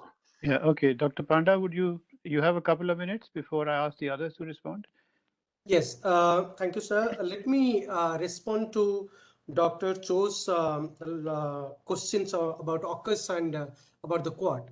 My brief answer to that point is that I don't think India has said India has seen the AUKUS negatively. And I think even though we do see a more cautious response from India, officially and also non-officially, and many in the strategy circuit in India are trying to understand what real-time implications AUKUS might have on India. But I don't think necessarily this is a negative development. India would welcome such a development because this will strengthen the rules-based order, backing India's plan and India's plan of action in Indo-Pacific and India's that universal dialogue maintaining a rules-based order in Indo-Pacific. and also about the Quad. I don't think this will create a division among the Quad. And I think if we are talking about the Quad, Japan and India are strong partners of the US. Japan is an alliance partner, and India is a closest security and defense partner. And you know for a fact, I did a study about this, and just a couple of days back, it has been released. You can read my views there in details, but yes, I don't think this is necessarily going to create a division among the Quad countries. AUKUS comes as a welcome initiative for the Quad and to India, in my opinion. The other point to Professor Peck's questions about China and India's changing position on China, I'll just add to what Chair Ambassador Suri sir has pointed out. And I think there are 2 points that we need to take a note of, both in the context of India and South Korea. One is China is becoming a more difficult power. We know for the kind of governance is there, and the kind of rulings are happening under Xi Jinping's leadership. It is becoming a non-negotiable power. And I think there are warnings for South Korea, warnings for India, warnings for South Korea of a different nature, on the North Korean issue, on the geopolitical issues in the Northeast Asia. For India, more grave challenges on the land border corridor, land border issue, and also on maritime issues. And I think both are India and South Korea are on the same page here. Second, the China emerging as a radical revisionist power. And I think that is what really bothering India, and that should also bother South Korea. The kind of revisionist attempts they have made in the regions in terms of changing the connectivities and the construction of the infrastructure construction in the smaller countries and making them debt trapped under their debt trap diplomacy. And I think we need to take a note of that. And there we need a more serious cooperation between India and South Korea. South Korea has a southern policy, new southern policy, but that needs to be uplifted to the next level to be cooperative. Okay. Dr. Panda, I'm going to interrupt you because I have to give a chance to the last two discussants. Yeah, just so, a okay. minute, yeah. sir. Yeah, okay. One more point is, and I think we need also serious and intense cooperation on other critical domains like media, education, think tanks, universities, and cultural linkages. That will create a much more wider awareness about this, much underdeveloped relationship between India and South Korea. Okay, thank you. Dr. John, do you have any questions you would like to put? One question and one comment. One is regarding the Indo-Korea Defense Cooperation. I think there is a convergence of a long-term objective with Korea and India seeking for defense autonomy.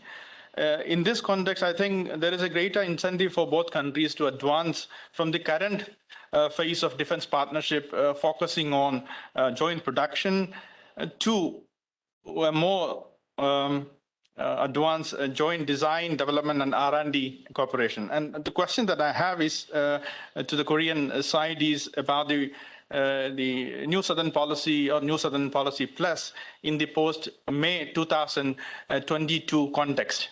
Thank you. Okay, before you answer that question, I'd like to also ask Dr. Peck if he has any questions for the Indian side.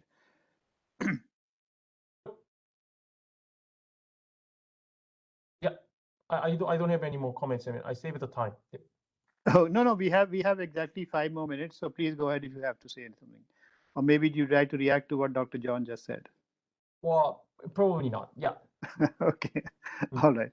Then I think it remained. I don't see any questions from the audience here. Can I have a? Yes, please go ahead. Thank you, Ambassador Suri. My name is Wong Gi-cho. I'm head of Center for ASEAN and India Studies here at KNDA. Personally, I'm really happy that we finally have this 2+2 dialogue this year. So next year, I hope that we can physically meet together in Delhi to have the second year dialogue. Well, given the time constraints, I'd like to make 2 brief comments. The first one is about the convergence of long-term strategic interests between ROK and India. I think it is very important for our Indian colleagues to have a clear understanding of the primary strategic motivation behind New Southern policy. I mean, the key question that motivated the New Southern policy is how South Korea can deal with the strategic vulnerabilities stemming from dependence on both on China as well as United States. I mean, we do have economic as well as strategic dilemmas and vulnerabilities coming from China. I mean, economically, the trade relations with China already found to be a source of new strategic vulnerability to China. And also, I mean, as China is pursuing more aggressive foreign policy, I mean, they have increasingly demanding lots of kind of unacceptable demands on us. I mean, these days we have increasing instances of Chinese Navy ships, naval ships, as well as aircraft, the airplanes, military airplanes, encroach upon the exclusive Korean jurisdiction areas. I mean, so we have lots of kind of issues with that. And also, as Dr. Joe pointed out, I mean, we have greater pressure from the United States. I mean, the boundary, the focus of ROK-US military alliance is primarily focusing on Korean Peninsula. But now we have greater pressure from the United States that the ROK-US alliance should expand its focus beyond the Korean Peninsula. This poses a new opportunity as well as a dilemma. So the primary motivation behind this certain policy is diversification in order to enhance Korea's strategic autonomy in security as well as economic realm. So in that regard, I think India comes as a ideal partner for Korea in its endeavor to enhance its strategic autonomy. That's my first comment. The second, my second comment is that, well, I think defense industry cooperation is one really promising area that ROK and India should cooperate. But if you look at the past experience, I mean, the collaboration in defense industry cooperation has not been so successful. Of course, we have tried a lot, and there are a lot of potential. I think one of the problems behind the aborted projects in defense industry cooperation is that we have some gaps in expectations regarding the collaboration. For example, a couple of about 3 years ago, mine ship the project by a Korean company Gangnam did not succeed. Of course, we tried to revive the minesweeper deal.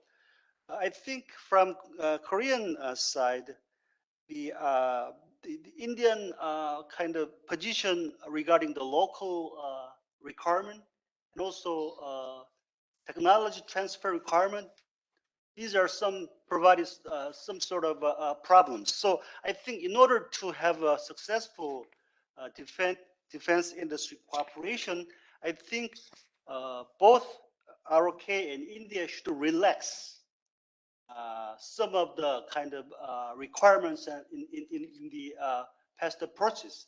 I mean, we need to realize the potential that we have in defense industry cooperation. This is providing a lot of benefit not only to Korea but also India. So I think we need to make a fresh approach in these areas. Thank you. Thank you, Professor Cho. I think I couldn't agree with you more. I think we need a fresh approach, and that is why I said in my opening remarks that we have set targets, we have arrangements, but we have not really managed to do too much on the ground.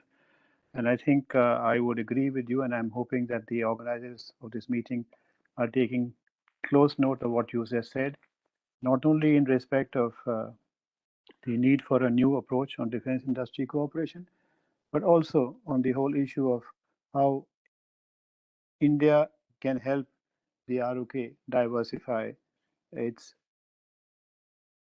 means of ensuring that its long-term strategic interests are sustained.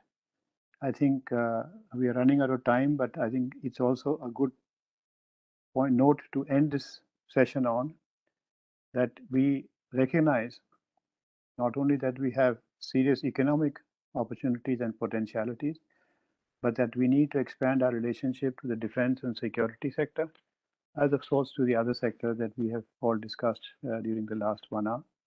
I think the time has come to take into account the changes in the region, your sub-region, our sub-region, and in the Indo-Pacific as a whole, to make sure that India and the ROK are no longer just middle powers, but move towards becoming bigger powers, which are collaborating to ensure peace and stability in the Indo-Pacific. With that, I'd like to end this session and thank the ICWA for asking me to chair this session. I'd like to thank all the speakers and the discussants. I think this has been a very rich discussion, and it's the manner in which it is conducted. It's free of rancor, it's positive, it's forward-looking. I think that is the expectation we always have when talking to our Korean friends. Thank you all very much for your participation and your contribution. Back to the hosts. Thank you, sir, and thank you, the speakers. I think we will break for a 10-minute for 10 minutes, and then we will reconvene Indian time 1:10, and Korean will reconvene after 10 minutes. Thank you.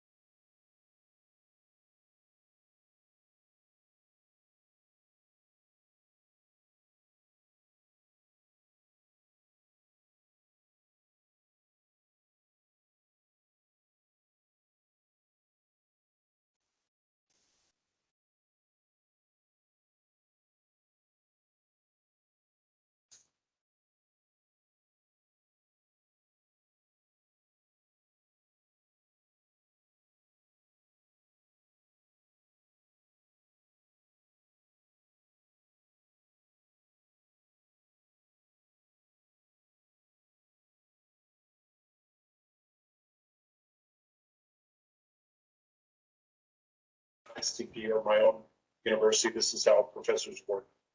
So here's what do we understand by technology, and this shouldn't come as any surprise. I just picked one definition, and I put the links in my presentation so that if you're interested in reading more, you can have them. And I think that it's important to know that just having data offers very little value. The value is how you deploy data. And in fact, in dealing with venture capitalists in either Scandinavia or here in Australia or in the US even, having technology is not enough. The venture capitalists, the investors want to know, how are you going to use the data for the good of people and valorize the data, so generate a return to the investors on the data. I think that that's powerful. And I think that both cultures are actually ahead of so many other countries in knowing how to valorize not just technology, but the data it produces. So we are in a data-rich world. I can't even get my head around, if you look from 1997 to 2022, how much we're growing, and we're up to zettabyte. And at some point, we're going to have quantum computing, and we'll be way beyond yottabyte. And, you know, as an engineer, I don't even know what's beyond yottabyte, because I can't get my head around even what a zettabyte is, quite frankly. And again, think if, aside from just having this data, we were actually leveraging it to solve issues in more creative ways than we have been. Blockchain is a start, but it's certainly not the only solution. And I think with again, the technologies that Kobayashi-san was showing us, you know, that there's lots of ways to think about data and how to get to solutions. And so we have to think system-wise and holistically to get there. So, you know, if you just look at the numbers and the source was the IEA, and the link is on the previous slide. And this is rounding broadly, but technology, so our internet systems, all other technology, is largely amounting to about 5% of the world's annual energy use, which is about what one country like France does. And out of that 5%, about 1% are from data centers alone. So the rest is kind of more diffuse, but data centers, as we start going more and more to cloud computing, they're very energy intensive and heat intensive, but they're actually already being designed very efficiently. So I think there's a real challenge for societies that have the capacity to think, how do we build better data centers? And I think that where there's a challenge, there's an opportunity, because it's difficult when something that you're built and using is already relatively efficient. So, you know, these technologies, as you can imagine, are impacting anthropogenic climate change with the energy they use, they heat, they dissipate. There's direct emissions from sensors from our own houses.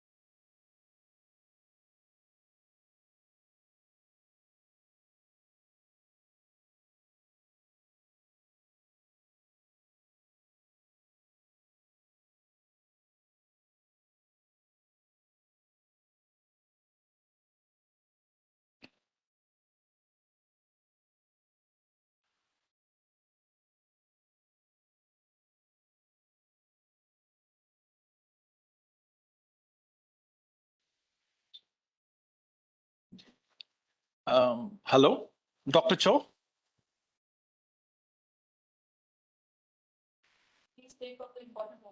Oh, hello. Can we start? Can you give us just a minute, please? Okay, okay. Thank you.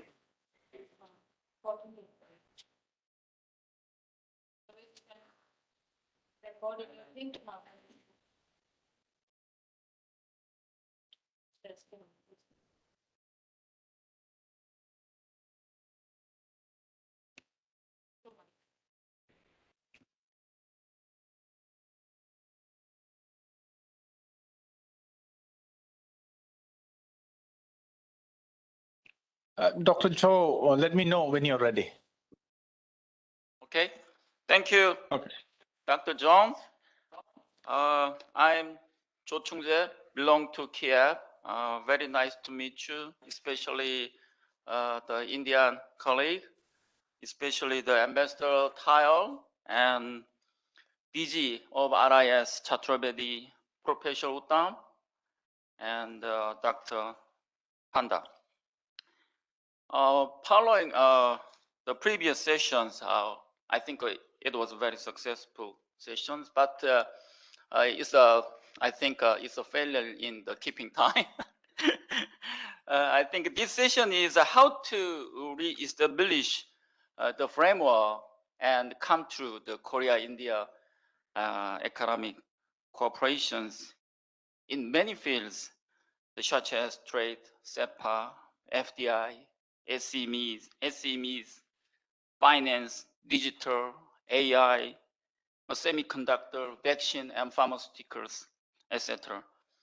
Under the changing geopolitical and geoeconomic environment, such as the COVID-19 pandemics and the US-China confrontations and climate changes. I think it's impossible to discuss within 1 hour. It's a very, very big mission, but we have to come through.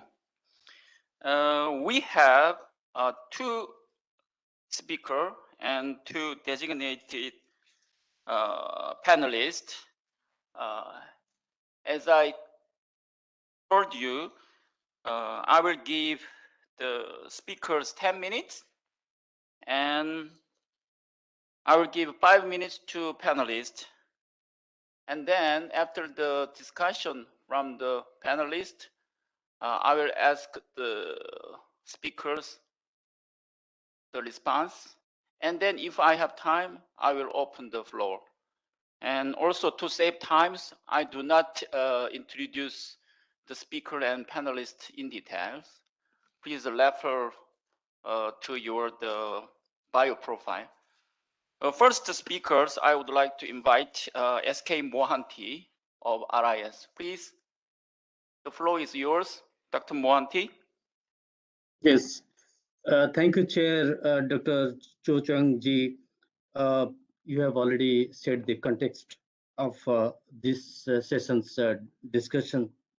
My co-panelist, Dr. Han, Professor Lee, Dr. Das, distinguished participants. Let me put my presentation.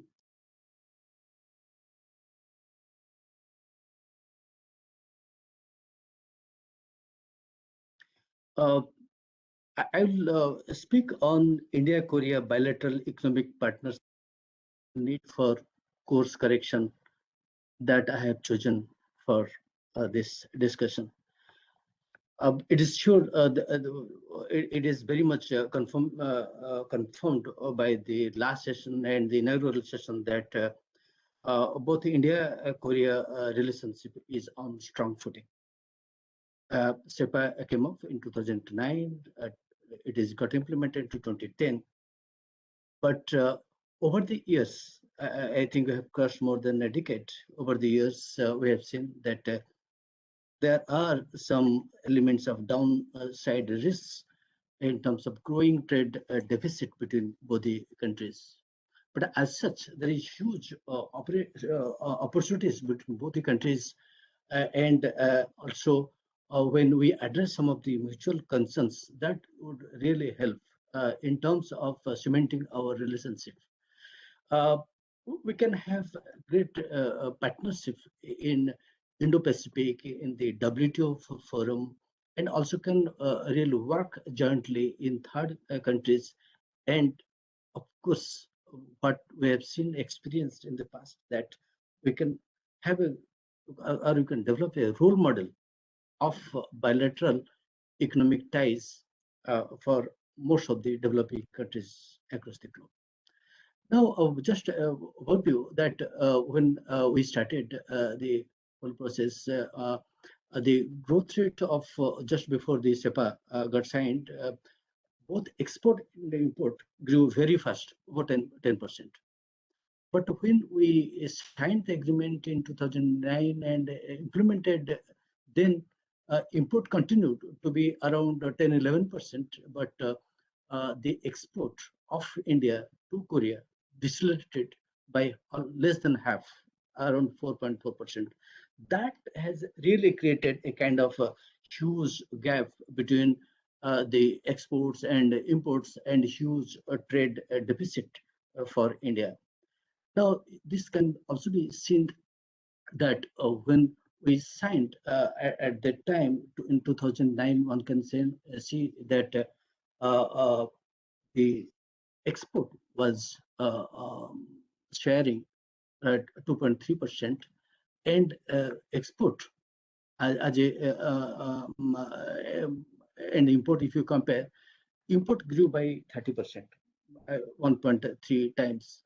But when you reach 2019, the import grew by 207 times, and that we can see from the graph that even we are unable to sustain half of our trade balance through our bilateral exports. So this is a major thing which has developed.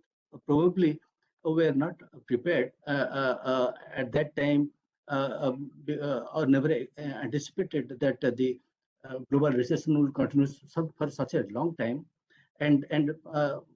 but it can be corrected during the subsequent years from now. Now, one can see that in terms of ranking, India, I think India's position from the Korean side in terms of imports has gone up, but commensurate changes are not seen in terms of India's exports or Korean imports from India, and that has led to widening trade deficit with India. Here one can see that in the 2000s, we had several FTAs signed and implemented. We had many FTAs, SEPA, with East Asia, with Southeast Asia, like Japan, Korea, Malaysia, Singapore, ASEAN, to name some of them, and some of them outside, like Sri Lanka, Bhutan, Nepal, many in South Asia, even with the Thailand, we have got early harvest scheme. So now, if we see in retrospect, we're compatible with Singapore and Malaysian SEPA. But we can see that it is less in case of Japan and Korea. Coming back to the bilateral trade, particularly Professor Sachin Chaturvedi mentioned about intermediate trade. I think this is the core where we really picked up strongly, both in terms of imports of India from Korea and export to Korea. The intermediate segment really dominated. And in the intermediate segment, particularly, it is led by the semi-finished products. But definitely, parts and components element is also picking up. But definitely, a semi-processed sector is the most dominant one. In the one side, the primary commodities going down, and the final capital and consumer goods are going up. Coming to technology intensive sector, I think in all technology sectors, whether low technology, medium technology, or high technology, in all sectors, both imports and exports, it is rising. It's a very positive development that one can see. Uh, uh, so both India and Korea can really help each other. And at present, India's 1/3 of imports from Korea is in the area of medium and high technology.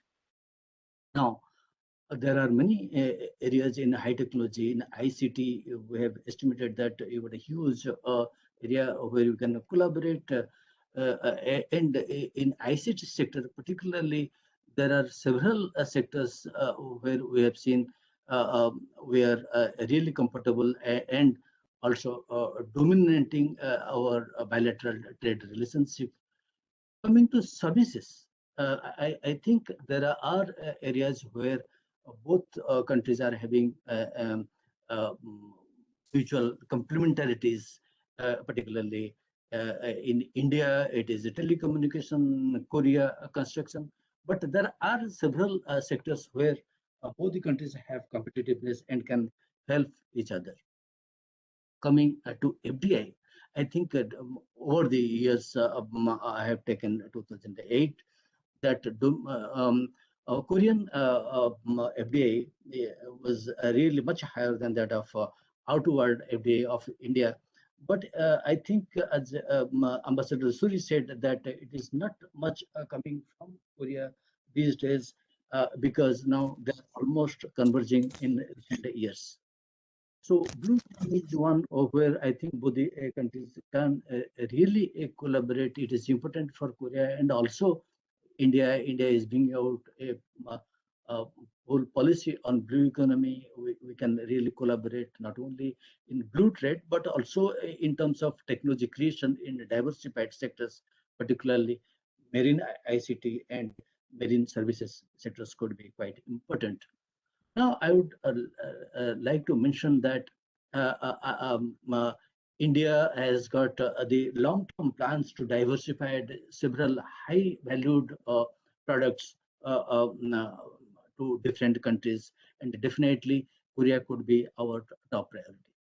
So we have identified that nearly more than 300 products out of 5,200 products at 8-digit HS that which could really could be more than $60 billion we wanted to diversify. And also some of the products, not the entire segment, where we also try to indigenize it for our so in that regard, we would be very interested to look for both technology and also giving them market access in the area of solar, auto, telecommunications, steel, electronics, and several other sectors. Now, there are, as I said, that 300 products are where we are really thinking of diversion to other countries, including area. We have estimated that from those 300 products, Korea can really take strong part in 130 products. And in that case, I think Korea has to ensure about the prices of the commodities and also the scale economies. So Please. yes, this is huge trade potential between both the countries. It is around $6 billion for Korea and nearly 11.5 for India. I think we can join. One last point is that there is strong macroeconomic fundamentals between both the countries, very high trade growth, and also trade is growing with trade deficit, large potential in semi-finished products. Imports, India can really join in many medium and high technology products, including ICT and semiconductors. Trade complementarity is also existing very strongly in trade in services. We can collaborate in blue economy. You can also extend technical support in certain areas under Atmanirbhar Bharat or self-reliance program of India. I think we can have more collaboration with Korea in terms of trade and production and technology transfer. At the end, I would like to say that definitely it's a huge, big future for both the countries, and we should also be sensitive towards the mutual sensitiveness of both the countries while dealing with SEPA issues. Thank you. Thank you, Professor Boanti. Thank you so much for your keeping time. Next speakers, Han Hyung-min. Dr. Han Hyung-min, please. You have 10 minutes. Yeah.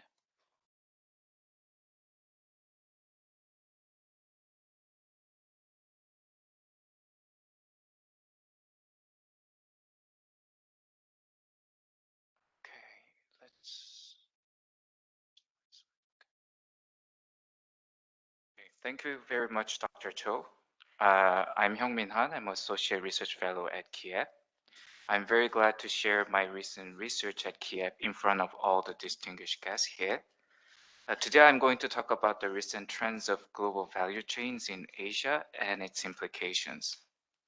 Since I have very limited time, I'm going to briefly summarize recent trends of GBCs in Asia based on various datasets.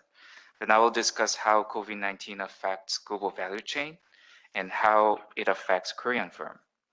And at the end of the presentation, I will share a few policy implications in respect to the recent change of global value chain. So first, let's have a look how global value chain changes in recent years. So due to the technology improvement and free trade policies in many countries, production has been globally segmented. So many producers from all over the world participate in the production process. And now globalized value chain blocks are roughly divided into three regions: North America, Europe, and Asia. But however, due to the recent global economic and political environment changes, the value chain network has been transformed over the years. And among these changes, among these three value chains that I mentioned, the GBC network in Asia experienced the most significant changes over the years. This is because of the US-China trade conflict. The recent US-China trade conflict is one of the major factors affecting the changes of global value chain. This is because US-China trade conflict raises the trade cost and uncertainty between many countries, not just trade costs between US and China. It also produces trade diversion effects, such as producer can switch production network outside China to avoid significant tariff between US and China. Specifically, we can characterize few changes of global value chain, recent global value chain, which are at first the rise of India and ASEAN as a new production hubs. The second, strong production linkages between Asian countries. We can infer these changes from FDIs and export trends. First, the share of inward FDIs in Asia, ASEAN, and India has increased significantly over the years. This is because part of global FDI has been diverted from China to ASEAN and India. Secondly, based on the export data, what we can see is that the production linkages between major exporting countries and ASEAN and India has been enlarged over the past years. The figure 1 portrays the share metrics of intermediate good export and re-export between exporters and importers. The x-axis include major exporting countries such as Germany, China, United States, United Kingdom, Korea, and Japan. The y-axis include the importers such as India and a few ASEAN countries. So as you can see from the figure, the color of intermediate export shares and re-export shares of major exporting countries are getting more darker. So this evidence implies that the major exporting country production networks are expanding towards ASEAN and India. So all of this data supports that ASEAN and India are emerging as production hubs. And next, we can observe the localized production chains in Asia. The volume of trade and investment between Asian countries has been significantly increased over the years, which indirectly implies that the ASEAN production network is more localized. For instance, as you can see from figure 2, the share of regional trade in Asia has been increased from 54% in 2000 to 63% in 2019. So if you also look into the Asian value chain localization more deeply, the trends are largely driven by three countries: the Korea, China, and Japan. Recently, the share of Korea, China, Japan intermediate good export to ASEAN and India has been increasing rapidly, and it shows that the Korea, China, and Japan are major supplier of productions in ASEAN and India. And specifically, you can see from figure 3, the Korea switched the large shares of intermediate export to ASEAN and India compared to China and Japan. And also, if you can see from figure 4, if you look into the changes of re-export structures of ASEAN and India, the shares of Korea, Japan, and China domestic input export through ASEAN and India are gradually increasing. And if we dissect the global value-added contributions of Korea, Japan, and China, the share of CJK value added towards ASEAN and India has increased. Specifically, Korea is widely contributed to India's and Vietnam's production through its intermediate good. So all in all, the data shows that the global value chains in Asia is significantly changes over the years. And we find three distinctive features: that first, ASEAN and India are emerging as global production hubs. Second, Asia's value chains are more regionally localized. And third, the CJK countries are contributing these changes. So now let's discuss how COVID-19 affects the GBC. So recently, COVID-19 has been significantly affecting the global production network. Specifically, the COVID-19 is a large-scale global health crisis and has been impacted through both demand and supply channel. So basically, the COVID-19 suppressed labor income, gross demand, private investment, and which lead to fewer imports. This is a demand side effect. And the COVID-19 also restrict the working hour workers so that the less production lead to fewer export, which is a supply effect. The issue is that these demand and supply effects are more intensified because of the complex international supply chains. So this is because the producer cannot procure one part of the input, he or she may halt the production process. So the issues are actually spread through the value chain. So at the beginning of this year, KIAP conducted the firm level survey related to recent supply chain disruptions. And the survey shows that 40%, almost 40% of the companies are saying that they are severely damaged. And the 30% of the firms say they are they have a minor damage. And 10% of firms are expecting the damage. But some 10% of the firms, they're saying that they have positive impact. So interestingly, compared to the firms in other countries, Korean firms in India saying that they have less share of damaged firm, despite the continuous occurrence of the large-scale COVID-19 confirmed case in India. When this survey is on, due to the spread of the COVID-19 pandemic, the Korean companies have experienced various supply chain disruptions, such as suspended, reduced, canceled orders from domestic and foreign suppliers and customers, and export disruption due to subtractions of the market demand. So basically, the Korean firms are experiencing both demand and supply effect from the COVID-19.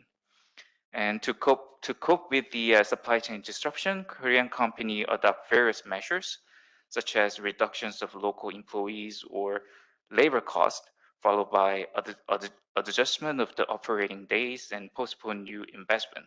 So what it means is that most of Korean firms are using more internal capacity to respond to the COVID-19, not the relocation of their production factories. Of course, there are a few exceptions. A few Korean firms operating China, Vietnam answer that they start to move the production base to Vietnam, Myanmar, and India. So all in all, in global perspective, to cope with the supply chain disruption, building a robust and resilient supply chain is essential. The robust supply chain is the production network that producer can maintain operation in the middle of supply chain disruption. And the resilient supply chain is the production network that can return to normal operation within a short period of time from the external shock. So also the policymaker need to more focus on restoring the establishing the supplying network rather than diversifying the supply chain partner. This is because first, due to the high fixed costs of moving production network, as you can see from the case of the Korean firms, the firms are using the internal capacity to reduce COVID-19 damage. Wrap up, And please. second, the restoring supply chain with a long-term trustable supplier may cost less than switching to other new suppliers. So this policy suggestion may not be the best to the all the industry, but this is a very general suggestion. So, and with respect to Korea and India production network, the production linkages between Korea and India is gradually increasing. So mid and the long-term policy support is necessary to help this transaction. And I rushed too fast for my presentation. So, but this is end of my presentation. Thank you very much. Thank you, Dr. Han. You also keep the time. Thank you so much. I think the two presentations are so much informative. They give us so many things and issues between both countries' economic issues. So next, I would like to invite the designated panelist from Korea, Professor Lee Sun-chul, please, 5 minutes. Thank you so much. Thank you, Chairman. I'm really honored to be here today. I am Sun-chul Lee of the University of Princeton. Can you hear me? All right. Dr. Lee, yes. Please, volume up, please. Okay. Can you hear me? No? Hello. Okay. Yeah. Good. Keep going, please. Yeah. Okay. Thank you. I'm really agree there very much the presentation of the Professor Mohanty in RIS and Dr. Han Hyung-min in KIP.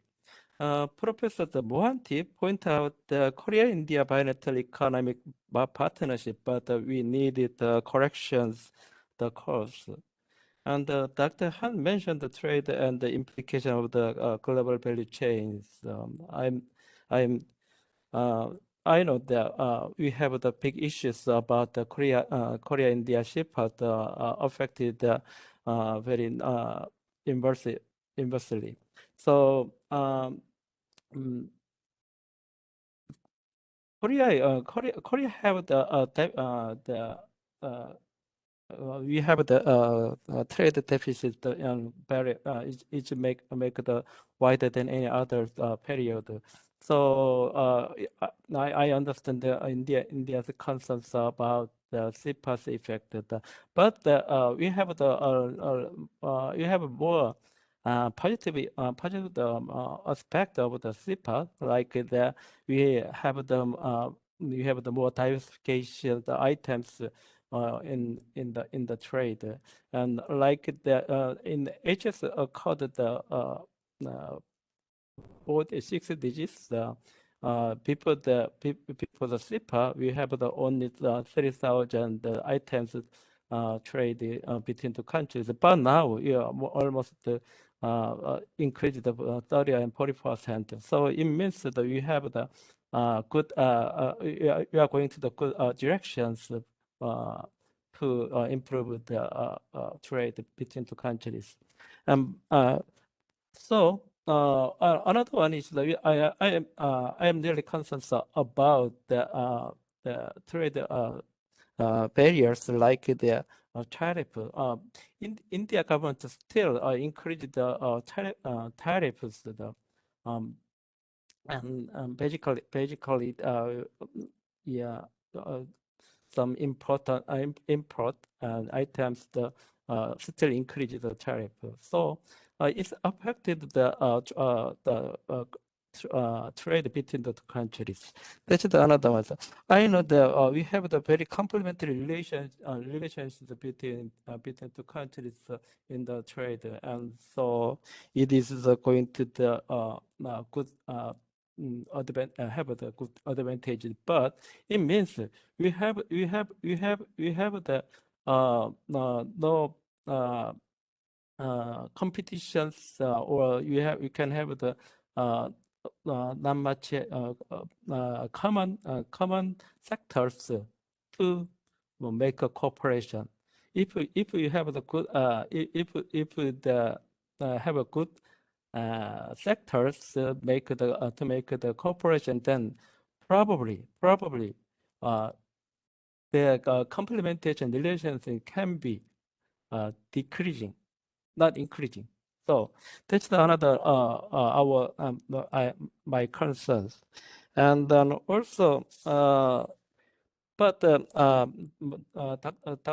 Professor wanted proposed a lot of the things to make the potentials and go further to relations. It's a really good one. I'm really agree, and then we have to find the new field to encourage the trade. And another one is for the Dr. Hans. I was nearly surprised that the 39.3% of the Korean companies seriously damaged by the COVID-19, and 49.3% of companies said they would be suspend, reduce, cancel the orders from the domestic and foreign supplying customers. So I learned how hard COVID affected the company's activities in the global market. So I'm nearly sure it's now important to cooperate to each other in the ASEAN, especially in the region more. But I think it's time for the Korean companies. Mostly they are realized on the China and ASEAN country now to expect that their cooperation with India. More than the before. So I'd like to give some suggestion to improve relations between the two countries. As Dr. Hans mentioned, we have to build up the new production network and supply chains for the diversified and intensified economic relations of the two countries. He also prepared the key new trend of the protections, technical development, especially automation, digitalization, and environmental issues. COVID-19 experienced the increased incentive for the further automation to reduce the risk related to human employees. But the pandemic has also taught the companies to utilize digitalization and the telework possibility more efficiently. Automation and the digitalization and technology possibly more facility wider participation in the GVC. So also I'd like to suggest one or two things. Why don't India join the RCEP? Korea already prepared in joining the CPTPP. So we need the conclude the negotiation of the Korea-India CPA improvement, and also we needed expanded our relationship with the other countries to increase our cooperation. Thank you so much. Thank you, Professor Lee. And next, Professor Dash of RIS, please. Thank you, Chair. I think both the distinguished speakers from India and Korea have made a significant contribution in terms of identifying the important areas of focus that both countries should have in the coming years. But I just want to contextualize in the context of Indo-Pacific and the evolving economic landscape globally. See, what has happened during the pandemic is that there was a sudden disruption in the economic activity, and then that caused the problem of supply of essential goods, and then countries had to restrict the outflow from the to protect their own supply domestically. But it has raised certain points which needs to be thought through seriously. Like we are talking about global value chains. Dr. Hans' presentation that how intermediate supply has been shifted from China to ASEAN and India. This has, as per his analysis, it is based on US-China trade war. That was the context which is happening. But otherwise also, it is happening silently. It depends on the competitiveness of the farms to remain in the value chain. And what has happened, there are studies which are suggesting that the productivity of the farms engaged in the global value chains have increased in the second phase of the value chain integration, that was during 2000 to 2017, compared to the first phase 1980 to 2000. And they also say that the farms, those who are actually integrated with the global value chains, are the most internationalized farms of those countries than the MSMEs and others. So does it mean that the big farms, those who are able to mobilize, those who are able to catch up with the competitive pressure, they remain in the value chain, others lose out? There are studies which point out that if you link global value chain with development, there is disproportionate effect on the distribution aspect in terms of the distribution aspect. For example, if you take the apparel industry, what has happened, the apparel industry are low skilled workers working in the assembling of the cloth, thread and all these. So there has been a very severe decline in the incomes of those industries. And it is very unlikely for them to catch up in the post-COVID era when the normalcy comes back. So the unused production capacity during COVID and the sudden rise in the production post-COVID when all the sectors are open, there will be very little absorption domestically and internationally also, because the income induced rise in the consumption would be less. It would be less elastic because we have become more precautionary during COVID-19. So what we are talking about, India-Korea future economic relations need to appreciate these changes that is happening. Professor Mohanty mentioned about 130 products can be sourced from Korea. Korea needs to think about that. It is how to leverage on that potential. There is also a need for new sectors like digital economy, services. We need to focus on that. The latest WTO report suggests that we will be going, global trade growth will be around 10.8%, the revised projection for 2021, and 4.7% in 22, because this year we are actually beginning from a lower base last year. So that's why it is 10 point. And what has caused this disruption is the semiconductor supply shortage, the port backlogs, and then high shipping charges. So all these supply side bottlenecks probably will be addressed in due course as we move on in the recovery phase. But we need to see that the value chain development linkages in India-Korea bilateral relations should be emphasized, that how we derive maximum, how do we integrate our MSMEs, and what type of policy we need to do. There is a significant need of FDI balancing. The trade deficit that Professor Mohanty mentioned, Korea should consider investing more in the sunrise sectors of Indian economy like fintech, financial services sector.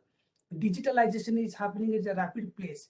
So if you invest there, maybe the joint production between collaboration between India and the Korean firms will lead to reshape and reorganize the value chain in the post-COVID time. And then the skill development also simultaneously should happen, so that the firms, those who are integrated in the bottom of the value chain, can gradually rise and cope with the higher value streams, because the rate to design R&D, all this is very high, and the low income countries are not part of that.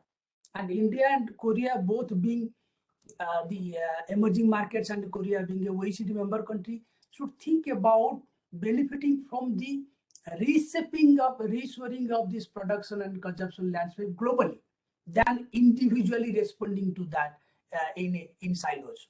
So this is my short intervention. I'll come back later if there are further questions from the floor. Thank you, Chair. Thank you so much. You will keep all the time. Thank you so much.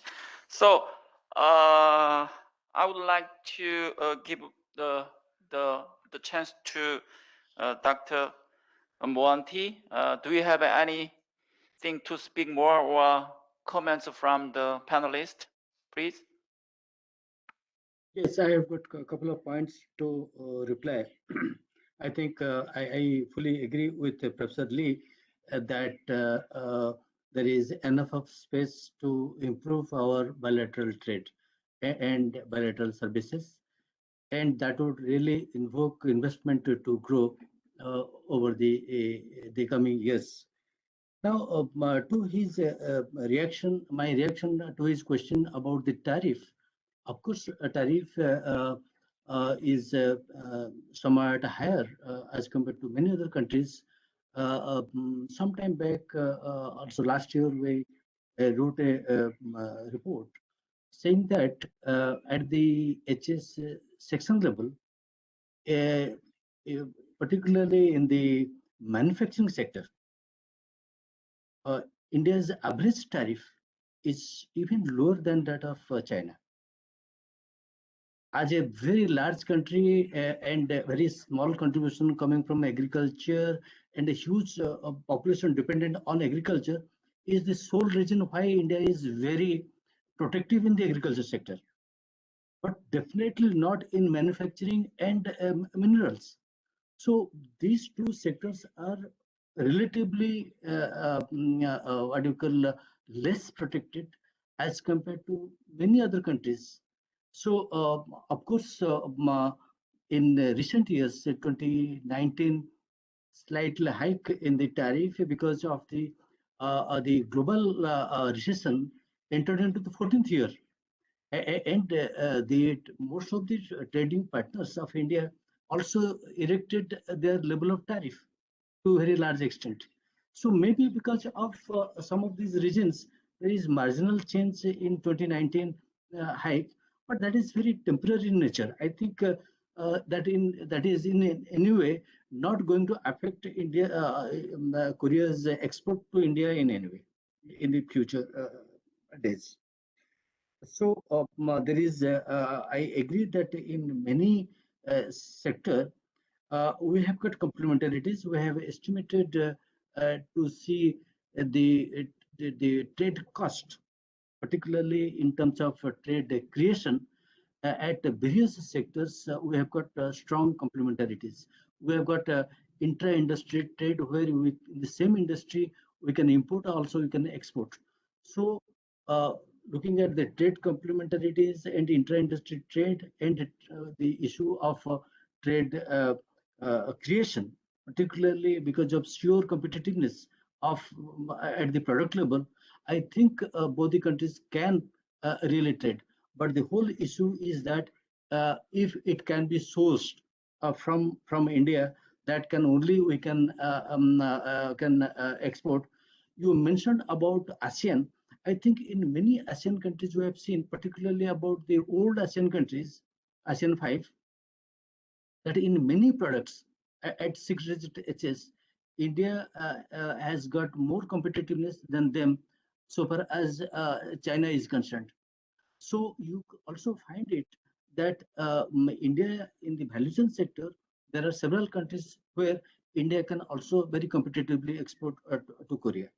So the question is that one has to again work it out academically and at the policy level to ensure that where really we have got the competitiveness and where we can gain mutually. So that is my short thing. I can also intervene. To Professor Das, I think he has also mentioned a number of issues, particularly the Indo-Pacific is also very important at this stage.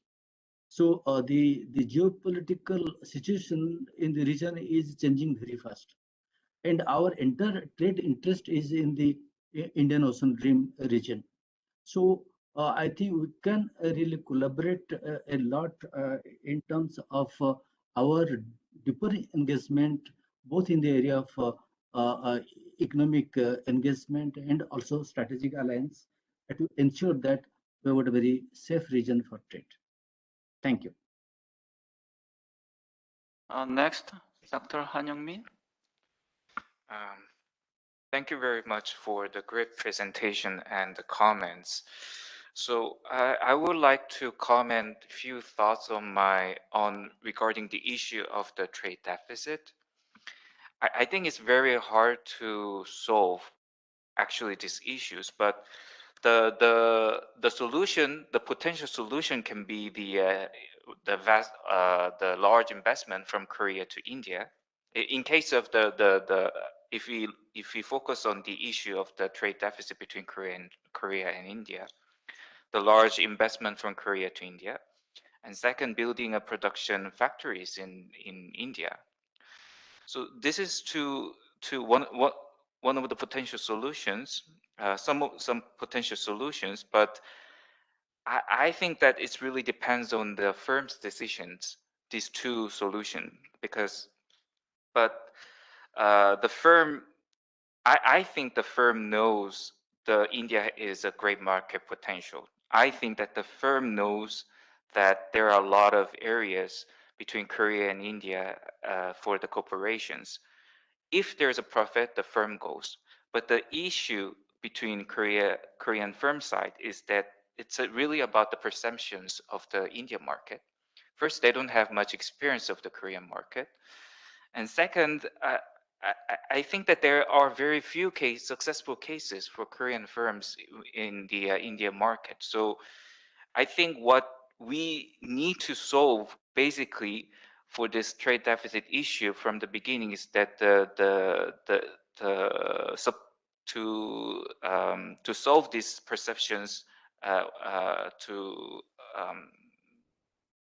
shorten the gap between the perception between Korea and India, so that the firm can actually invest to the Indian market and Indian market. And having more successful cases in the Indian market as from the Korean firm side, I think it's really more important. And regarding the policy suggestion from the Dr. Dash about the skill development as a policy suggestions in times COVID-19, I think it's a really important in times of COVID-19 because pandemic actually restrict the workers to, especially the engineers are hard to move through across the borders in times of pandemic. But if in case having a local engineers from this skill development and R&D investments in India, that could be really helpful in times of pandemic. So I think that the skill development and the making R&D investment from Korea to India, I think it's a really good policy suggestions. I think that's my comments for the. Dr. Han. Okay, Professor Lee, Sunchal, and Professor Dash, do you have any comments? No, it's okay. Thank you so much. How about that? Please, Dash, please. Dash, please. Yes, I think Professor Mohanty and Dr. Han clarified their positions on what is there in the thinking for the India-Korea future economic partnership. Just forgot to add a couple of points in the initial intervention. There is a potential challenge to the global production landscape emerging from automation. This automation is not an issue as long as it protects the low-skilled labor without, say, displacing them in that. But in many cases, there are also concerns of labor-saving technologies. So labor-saving technologies would create unemployment in the developing countries and LDCs. So that distributional imbalance would create resistance from the countries to be more nationalistic than participating in global trade. Because the global value chains production fragmentation would continue to happen, and it will be irreversible. What would happen? Those who face a serious threat to their domestic economy in terms of distortions in labor allocation and the prospects of getting engaged in the jobs created by those sectors, they would rather prefer to stay out of the value chain than integrating. So how do we combine a free flow protagonist approach towards that, but also without undermining the distributional impacts that it causes on the countries at the bottom of the value chain. So there has to be a framework which empowers these countries, and because then that's why what Professor Mohanty presented, the Atmanirbhar scheme, is not going back to import substitution, rather producing for the global market in a competitive way. So catching up with the competitiveness pressure in a timely fashion. So that should be the future of the global economy, and both the countries are rising powers in Asia, so should seriously think about engaging, going beyond the bilateral frameworks and thinking about constructing engagement in the global economy, reviving multilateralism, and then arresting all kind of forces which cause distortions. So thank you, Chair, for the opportunity. Thank you. We have less than 10 minutes, but I already promised I will open the floor. So do you have any questions or comment from both sides? Professor Lee? Yes. Kim, please. Dr. Joe. Yes. Thank you, Dr. Joe. Yes, my question goes to Professor Mohanty. Hello, Professor Mohanty. This is Professor Kim. Can you hear me? Yes, I can. Oh, that's good. Yeah, I really enjoyed your presentations. As you know that in Korea, everybody wants to renew the SEPA with India. But in India, everybody said if you want to renew the SEPA, you have to import more from India and invest more in India. But of course, it is easy to say, but it's not, easy to practice. Korean government cannot, pressurize or twist the arm of the private sectors to renew the SEPAs. Then what is your option except, import more from India, invest in India?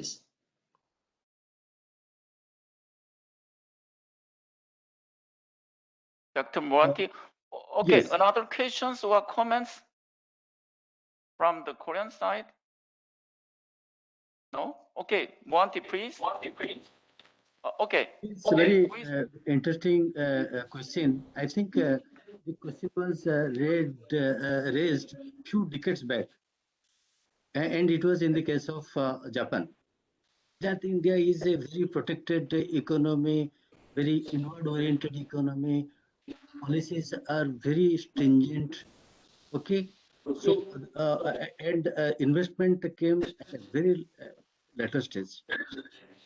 But Koreans took the advantage in all the sectors, whether is it consumer durables or capital goods or other sectors. They profusely invested and took the lead in India. And after looking at the experience of Korea, others started coming in a very big way. So the whole issue is that one has to work in a very conducive and comfortable way. If our export, bilateral export to Korea is only covering less than 30% of its bilateral import from Korea, definitely it is not sustainable. By any logic, it is not sustainable. Many times it happens that state has a role. Of course, there are it is private companies' decision that whether they want to invest or not.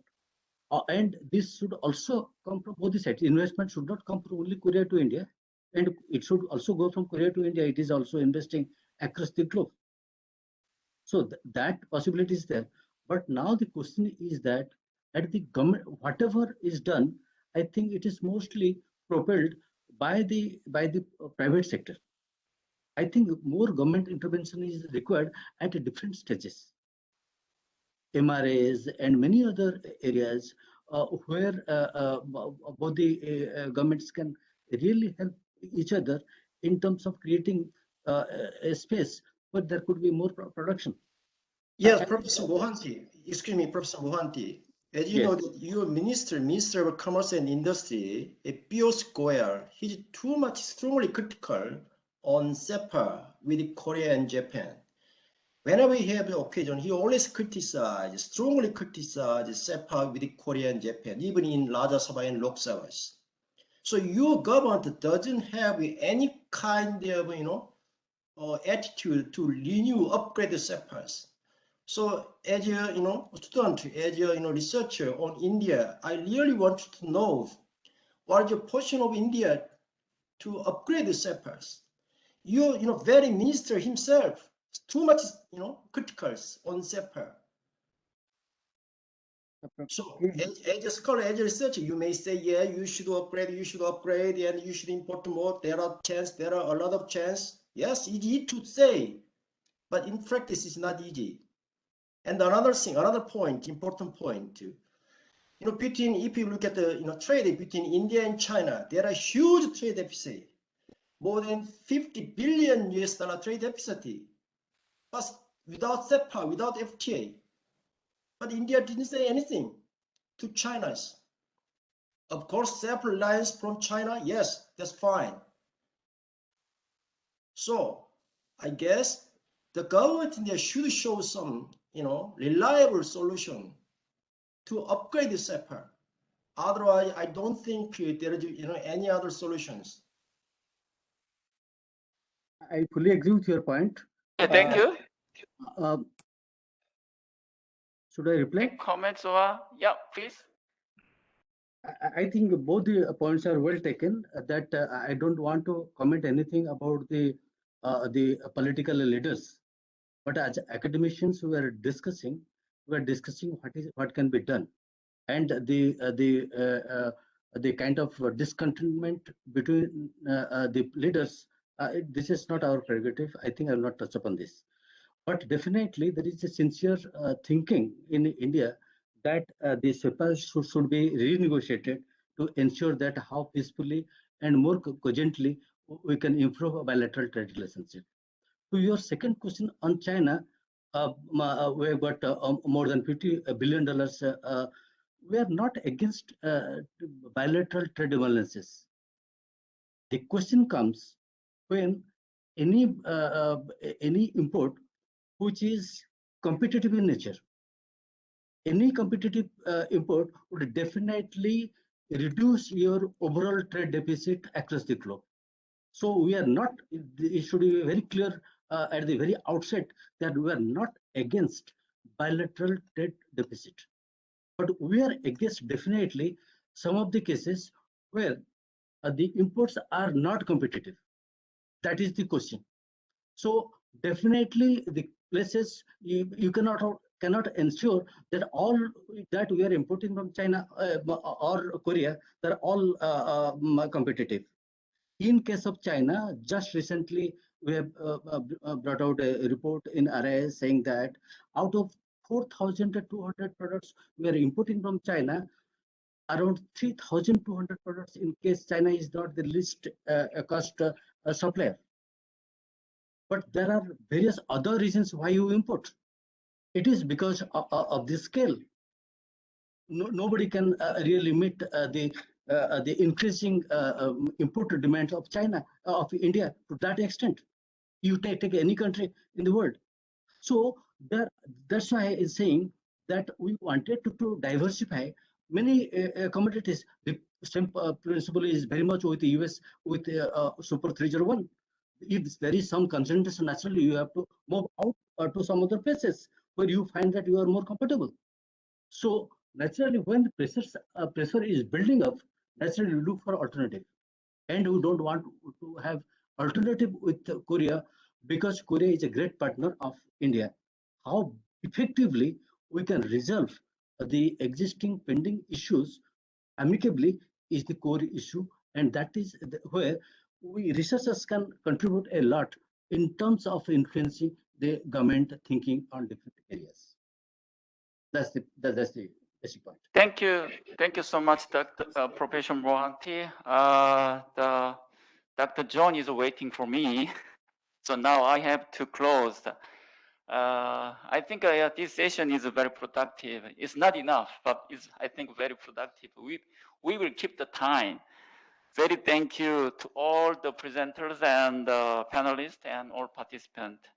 Before ending this session, I would like to say that two countries should broaden and deepen the breadth and depth of the economic cooperation based on the mutual understanding. India have to recognize that Korea is the most important partner in enhancing India's manufacturing and exporting capacities rather than as one of the countries with a trade deficit. And Korea also must recognize that India will be a G3 country within 10 years. On this, the perceptions, the SEPA gradations, negotiations will process. It will be reached quickly, I think. Thank you so much, all participants. Thank you. Thank you, Dr. Thank you, Dr. Cho, and all the speakers for a very rich discussion. Now we move on to the last technical session of the dialogue, Way Forward India-Korea Bilateral Relations. We have with us Ambassador Skan Teal, former Indian ambassador to the Republic of Korea, to chair the session. And we have two speakers, Dr. Kim Chang-won, Professor, Hanguk University of Foreign Studies, and Dr. Jitendra Uttam, Assistant Professor, Jawaharlal Nehru University. Ambassador Teal, now I will request you to kindly conduct the proceeding. Thank you. Thank you, Dr. John. A very good afternoon to all the participants. This session is, the theme is Way Forward, India-ROK bilateral relations. India and Republic of Korea have a special strategic partnership. And it would be fair to say that the core of relationship remains economic. It is more focused on trade and investment, and that has been very thoroughly discussed in the previous session. I will raise 2 points for our speakers and participants. One, that as think tanks, we must recognize and be conscious that India and Republic of Korea differ on the concept of Indo-Pacific. And Korea is not comfortable with the concept of Quad. But the principles of a open, free Indian Ocean Pacific are very valid. And in that context, India has India-Pacific Ocean Initiative, which was articulated by our Prime Minister Shri Narendra Modi in November 2019 at the East Asia Summit. And some countries, major countries of Indo-Pacific region like Australia, Vietnam, Philippines, they are already very positively inclined. And whether Republic of Korea should also consider responding positively to this initiative. That is one.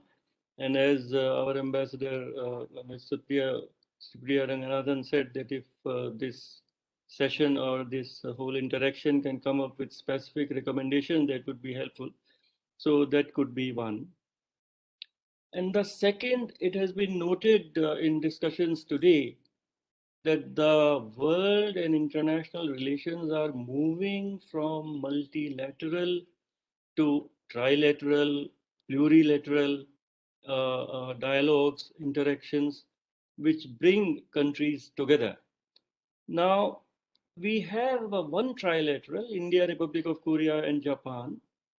I think IDSA is the core partner from Indian side, but to the best of my knowledge, that is dormant, that is not active. So can there be some other trilateral dialogue between India and Republic of Korea and some other country, trilateral, plurilateral? And again, my own sense would be that the core of this trilateral or plurilateral will have to be economic, because any strategic orientation may not be comfortable to Republic of Korea. So can there be some trilateral based on value chains, based on resilient supply chains based on economic interactions between India, ROK, Australia, between India, ROK, Indonesia, between India, ROK, Vietnam, or any mix of them. Perhaps as think tanks, we should pay some attention to this. Also, as think tanks, we must recognize that among analysts, among observers, there is a sense that India and Republic of Korea relations are in some kind of a stasis. They are not growing as being very much desired by our leadership, by our governments, by our embassies. So how to put more energy in this strategic partnership, in this special strategic partnership? That is, of course, the objective of today's discussions. And we have two very good speakers who have followed India-ROK relations for decades.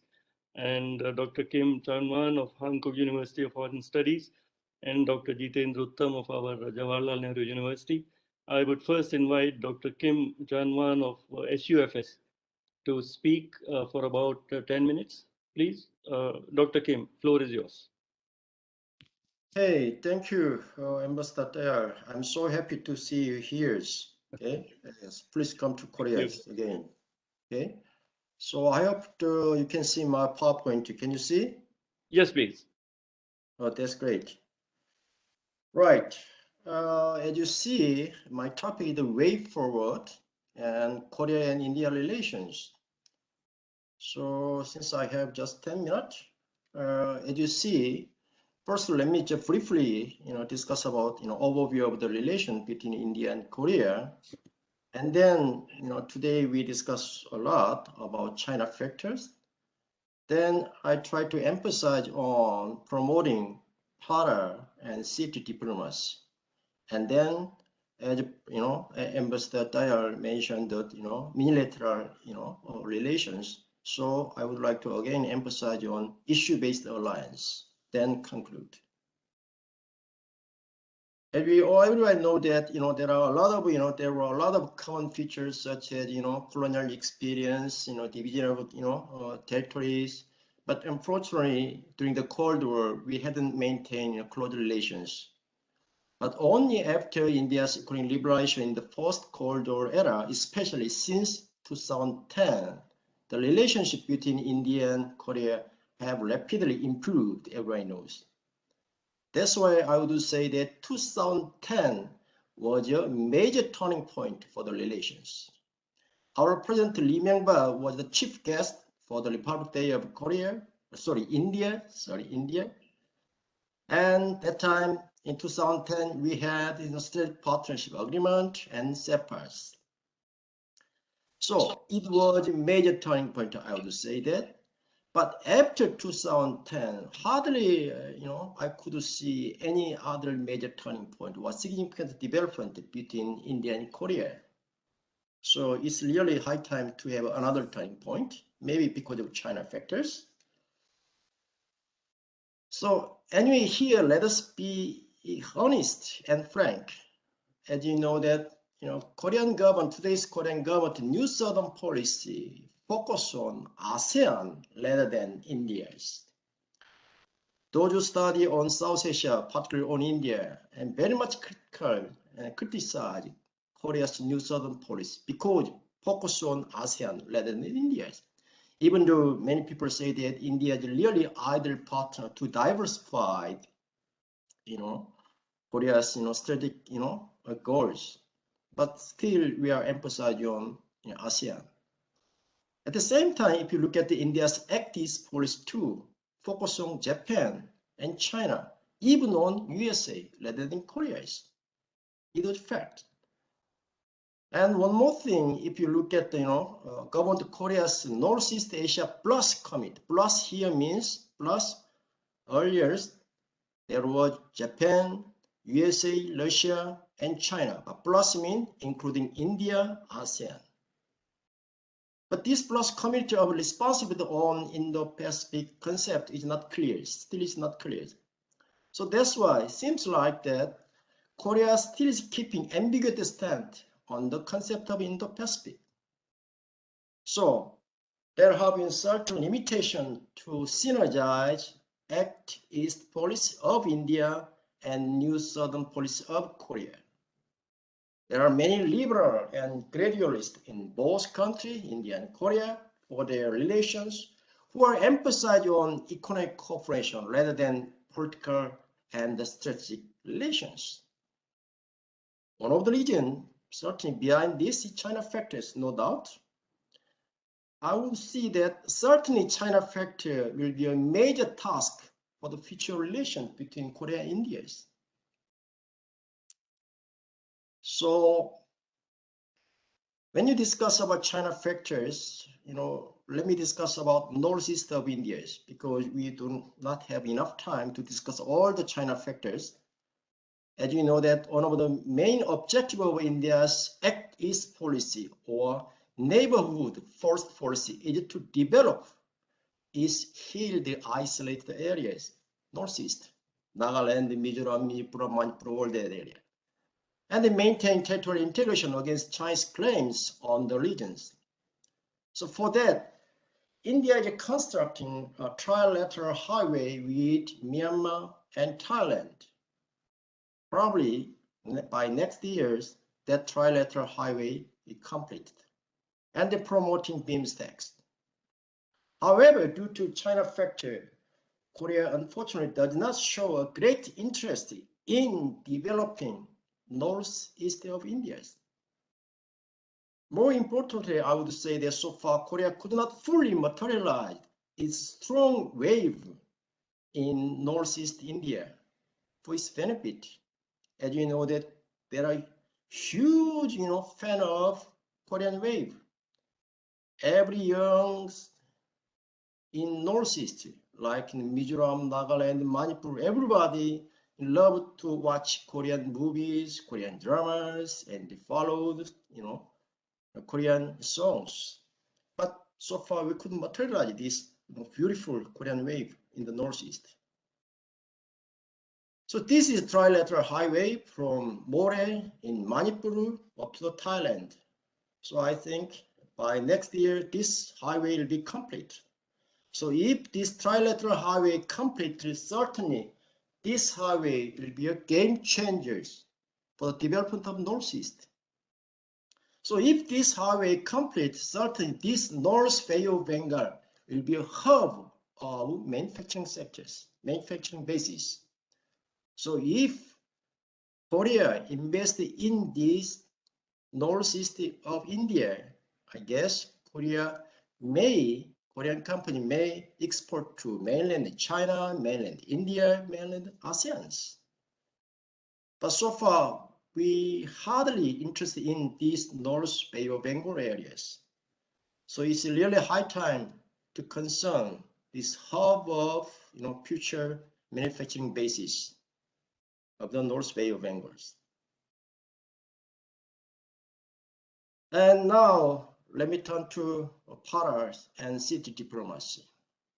Given India's size, Korea should encourage its provincial government to engage with the state and major cities in India. Of course, Korea did it so far, but it's really important. Still, most of Koreans know only North and West India, such as Delhi and Mumbai, that's all. General public in Korea knows, hardly knows rich Bengali, Tamil, Punjabi cultures. They only know, Delhi, Mumbai, what Taj Mahal, what Ganges, what else? So it is really also good for image of India in Korea and image of Korea in India. Since Modi government emphasized on power and city diplomacy at the sub-national level, of course, earlier, Professor Sachin, he also mentioned the sub-national level is important. So it is a great opportunity for Korean local government to expand its diplomatic relation with Indian state and cities, including Northeast India. I really wanted to see Korean local government have sisterhood with many Northeast states in India. And next issue-based alliance. As you know that India and Korea are eager to have issue-based alliance and multilateralism. And again, we already discussed about this. So in this regard, we may think about to have a multilateralism in the Indo-Pacific regions to tackle down China factors. In fact, since 2011, I have suggested to government Korea KAI concept. KAI means K for Korea, A for Australia, I for Indonesia, another I is India's. So this KAI will be much better option than MICTAS. Korea tried to promote, middle power diplomas. That's why we had MICTA, but I couldn't see any, tangible outcome from MICTAS. So this KAI concept is much better option than MICTA, I would say. Then one more thing I would try to suggest to the government Korea and government India for the future to have trilateral cooperation between Russia, Korea, India on the issue of space and maritime technology, and developing Siberia regions in Russia, particularly on energy, agriculture, infrastructure, and ITC sectors. In fact, 2019, Prime Minister Modi participated in 5th Eastern Economic Forum in Vladivostok and announced its Look Far East policy and agreed to investing $1 billion in the Far East Russia. So we may think about to have trilateral cooperation with Russia and India in developing Far East Russia, like Siberia areas. And one more, my suggestion is we may think about India, BIMSTEC Korea corporations. As you know that because of problem SARC, because of conflict between Pakistan and India, SARC doesn't smoothly go functions like ASEAN or in the manner of ASEAN or EU. So it seems like India very much, emphasize on BIMSTEC. So India, Korea may cooperate to develop the. Dr. Kim, kindly conclude in a minute. Yes, all right. I'm going to conclude. Then in conclusion, of course, for the future of Korea and India, certainly the people-to-people context is important. So far, there are institutional connectivity. There are many institutional connectivity, such as SEPA, Street Partnership Agreement, and Visa Agreement. There are a lot of. And there are physical connectivity. We have the airline, direct airline. So we should promote people-to-people connectivities. Only then we can build up Indo-Korea community. But so far, hardly, general public in Korea know, true and real, Indians. They only knows about Indian, curries, Genjis, Mahatma Gandhi, Taj Mahal. That's all. So by encouraging people-to-people contact, we have to show true Indians and true Koreans. It is very important for the future of Korea and India's relations. Thank you very much. Thank you. Thank you very much, Professor Kim Chanman. Really, you have made very candid and clear remarks. Yes, perhaps New Southern policy is more focused on ASEAN rather than on India. Then importance of China factor is there, and it is always an important factor. And how Korea could come as a major partner for development of Northeast Asia, particularly Northeast India, particularly trilateral highway This point has been made by us many times with the Korean side. I hope there is some activity there, and people of Korea should know about our entire country, not only the cities related with Buddhism and North India. That's a very important point. And on this plurilaterals or trilaterals, you have made very, very concrete suggestions. I'm sure the four co-organizers would take it forward. Korea, Indonesia, Australia, India seems a very workable partnership. And of course, Russia, Korea, India has its own symbolism and a very clear set of objectives. So thank you very much. I now invite Dr. Jitendra Uttam of Jawaharlal Nehru University. Professor Uttam, 10 minutes, please. Thank you.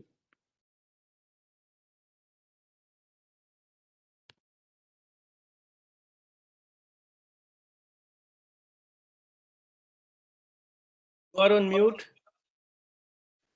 Please unmute. Oh.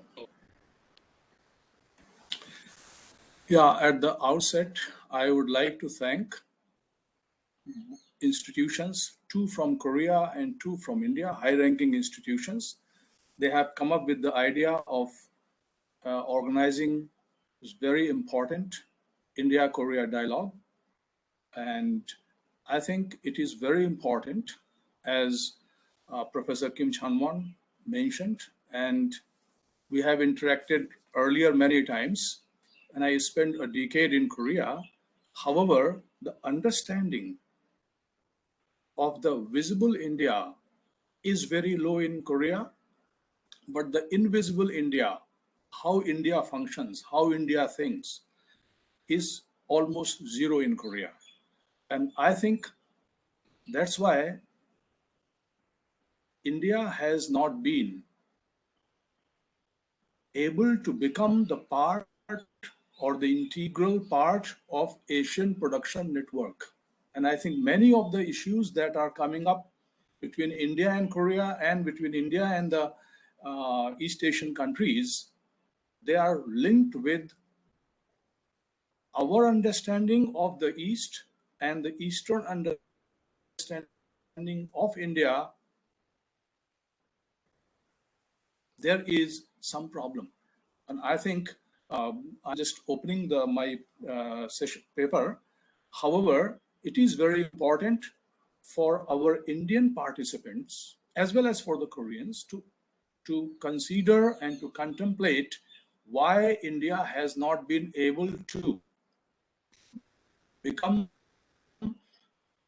the integral part of Asian production work. And due to that, there is some kind of reluctance from the top level in India to engage with East Asia. When we engage with East Asia, we run up with the huge trade deficit. And that hinders our ability to interact with is a very dynamic region. So it is the job of Indian institutions, policymakers, and the leaders to understand what is the problem, that we are not part of that dynamic region in terms of globalizing or regional production network. I think that's a very important question. So I would like to open my presentation about India-Korea relations and how they are between converging bilateral arrangement and the diverging multilateral interest. And this is very important to understand how India-Korea relationship, if we see from the bilateral framework, everything is excellent. We have SEPA, we have all visits of our dignitaries, both countries, they are going together. There is no political problem today, and earlier also we have no baggage of the historical problems with the Korea. However, as earlier presenters, they identified that there is some kind of lull, there is some kind of diminishing hope between the two countries. And I think our job is to understand what is that and to remove that. So we have to understand the bilateral context and why the bilateral India-Korea cooperation is witnessing a challenge. And that challenge may be aggravated further because there is another multilateral divergence that is happening at the same time.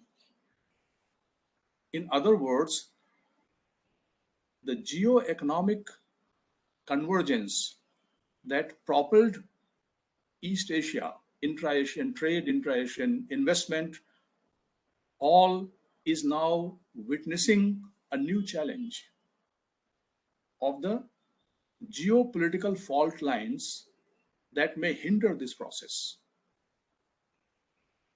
And this divergence is due to growing discord between the US and China. China has framed its diplomacy, what it's called the peaceful rise of China, in the geo-economic framework, and it has introduced many initiatives from BRI to CPEC and to many other initiatives. However, increasingly, countries in the West, including India, they are wary of this geo-economic push by China. Why these countries, they are very suspicious about the geo-economic order that East Asia has created, and so many countries, they got the benefit. Because the East Asian success lies in the export promotion. And basically,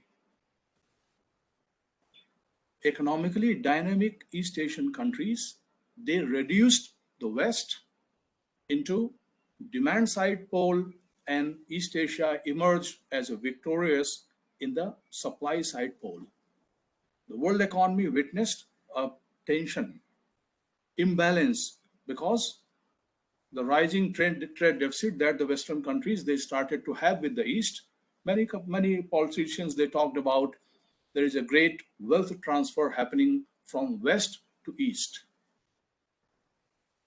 So at this point, it is, and India also witnessing the same kind of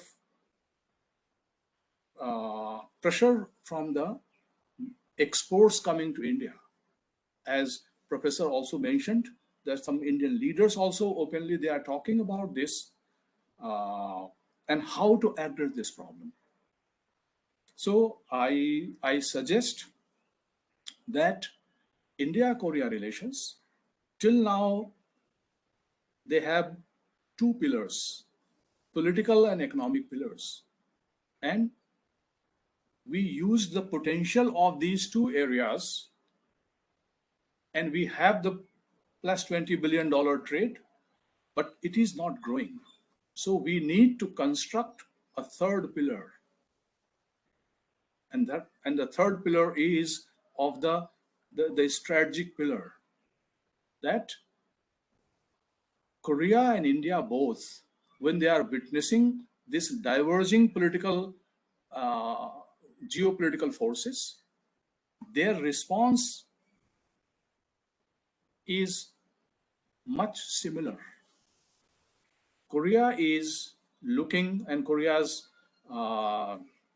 northern push and the new southern policy, both they are intended to move beyond the dictates of the superpower, the US and China. India as well, and for this, Korea is looking for its own experiment that it did in the 1970s when South Korea constructed the idea of self-help under Park Chung-hee, and Korea pushed itself hard to create heavy and chemical industry base. In a minute. Kindly, sorry to interrupt. Yeah. Kindly conclude in a minute. Yeah. So Korea's self-help approach and India's Atmanirbharta or self-reliance. Both, they are looking ways not to fall into the trap of the great power rivalry. And this opens an opportunity for both countries to construct a strategic pillar, because both countries, they are looking for creating military industrial complex. And in this area, we can cooperate and we can give impetus to this already very powerful partnership that we have developed over the years. And India-Korea strategic accommodation may, as Ambassador has mentioned, some kind of trilateral arrangement, it may attract other countries as well, including Indonesia, Vietnam, and other countries. So there can be a middle power concert, and this middle power will or can work a group within a group.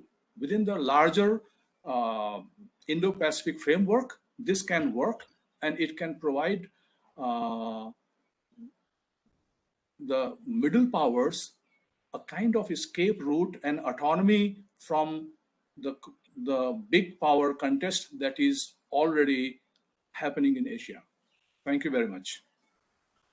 Thank you very much, Dr. Uttam. You have very correctly diagnosed the issues and the problems which are leading to this some kind of a lull between our bilateral relationship. One, that it is a larger problem that India is not in East Asian value chains, and that is really the reason of this trade deficit, whether it is with Korea or with Japan or with China. Then second, the geo-economic convergence is under challenge, and both India and Korea need to work together, that it does not harm our interests and our economy. And yes, one would tend to agree that the strategic pillar of our bilateral relationship needs to be made stronger. We have 2 minutes. Floor is open for any questions or comments.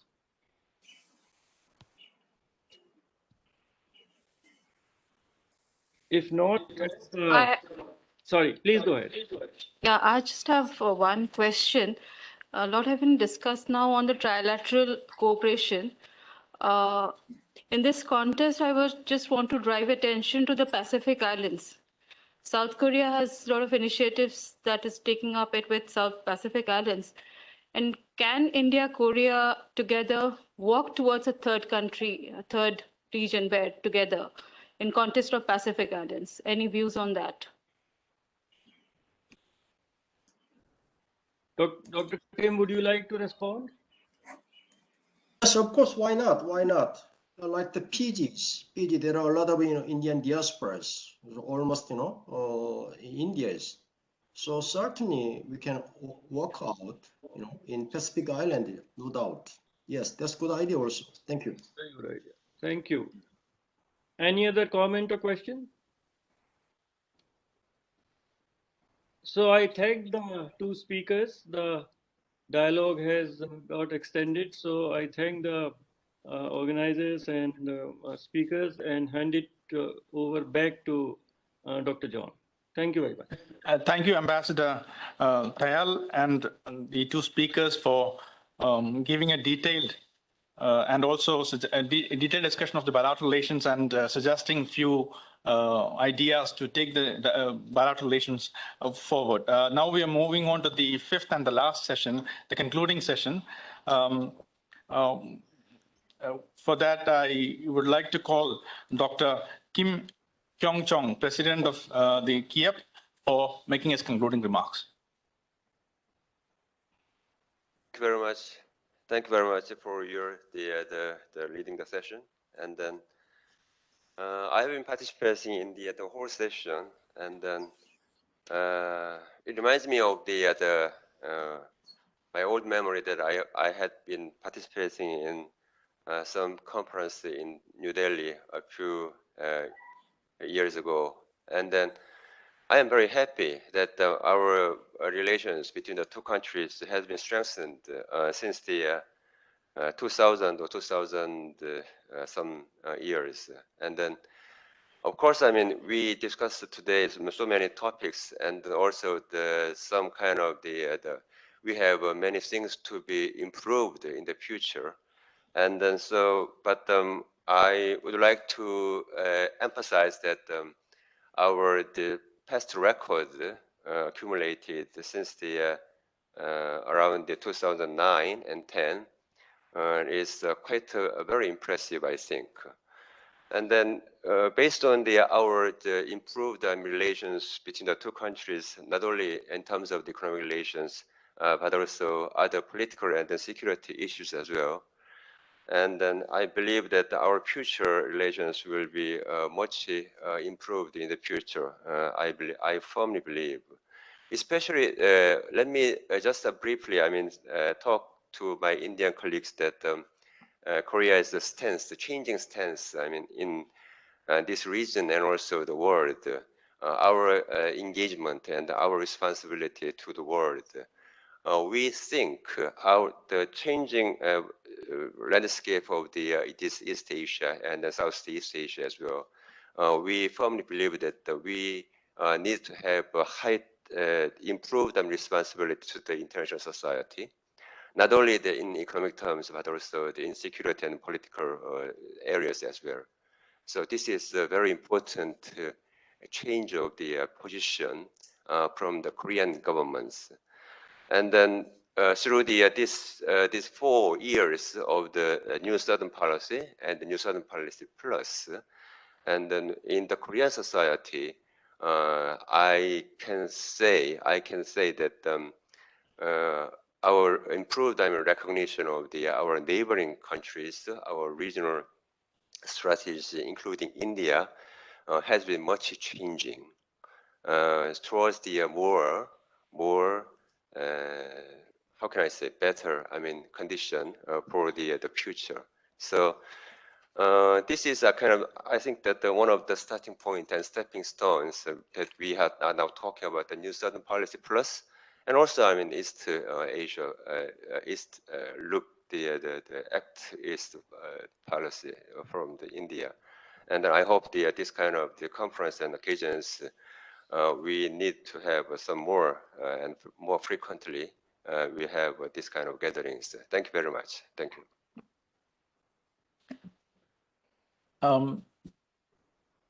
Well, I understand that the Chancellor of KNDA is not there. Would somebody make concluding remarks on his behalf, Dr. Cho?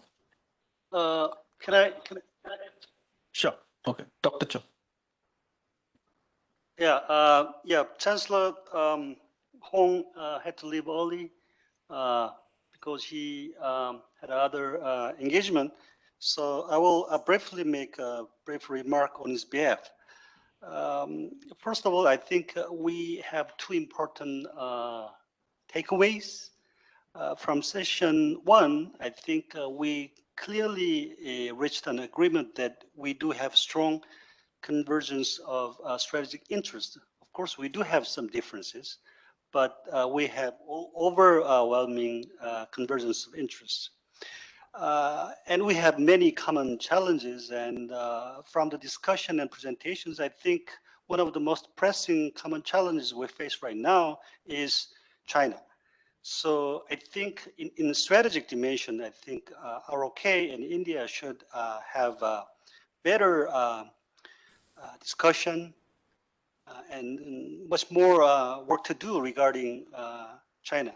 So I think I hope that through 2+2 dialogue in the coming future, I hope that we can better kind of improve our kind of understanding and approach for China.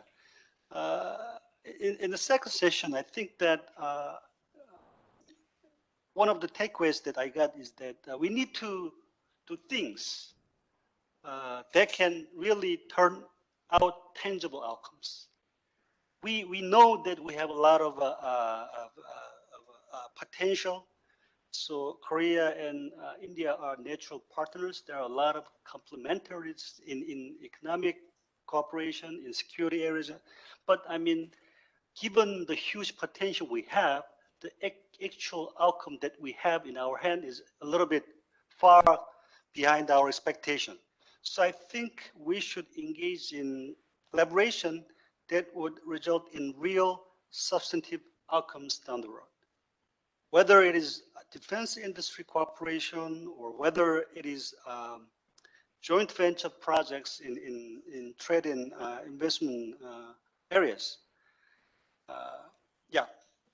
So I think the 2+2 dialogue today, we now have a clearer understanding of our mutual kind of perspectives and positions. So I hope that we are able to continue this very useful dialogue down the road. Finally, I'd like to offer my thanks to the people from ICWA, RIS, KIEP, in their collaboration in making today's event possible.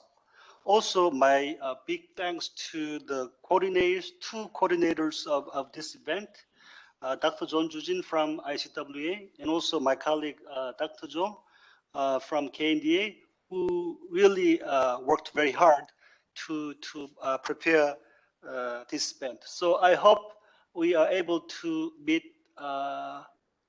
physically in person next year, whether it is in Seoul or in Delhi. Thank you. Thank you, Professor Che. I was told that Professor Chaturvedi had to leave early because he have an important meeting to attend. So I will now request Professor Mohandi, if he's there, to make the concluding remarks on his behalf. No, Dr. John, he has also left for a meeting, so I am representing RIS. Maybe Professor Das can make the... Yeah, thank you, Dr. John. So RIS is happy that being part of this dialogue, 2+2 dialogue, was productive. And the objective was to raise the scope of collaboration, at least at academic level, so that the range of issues that are not discussed can be appreciated well and taken to the leaderships to act on that.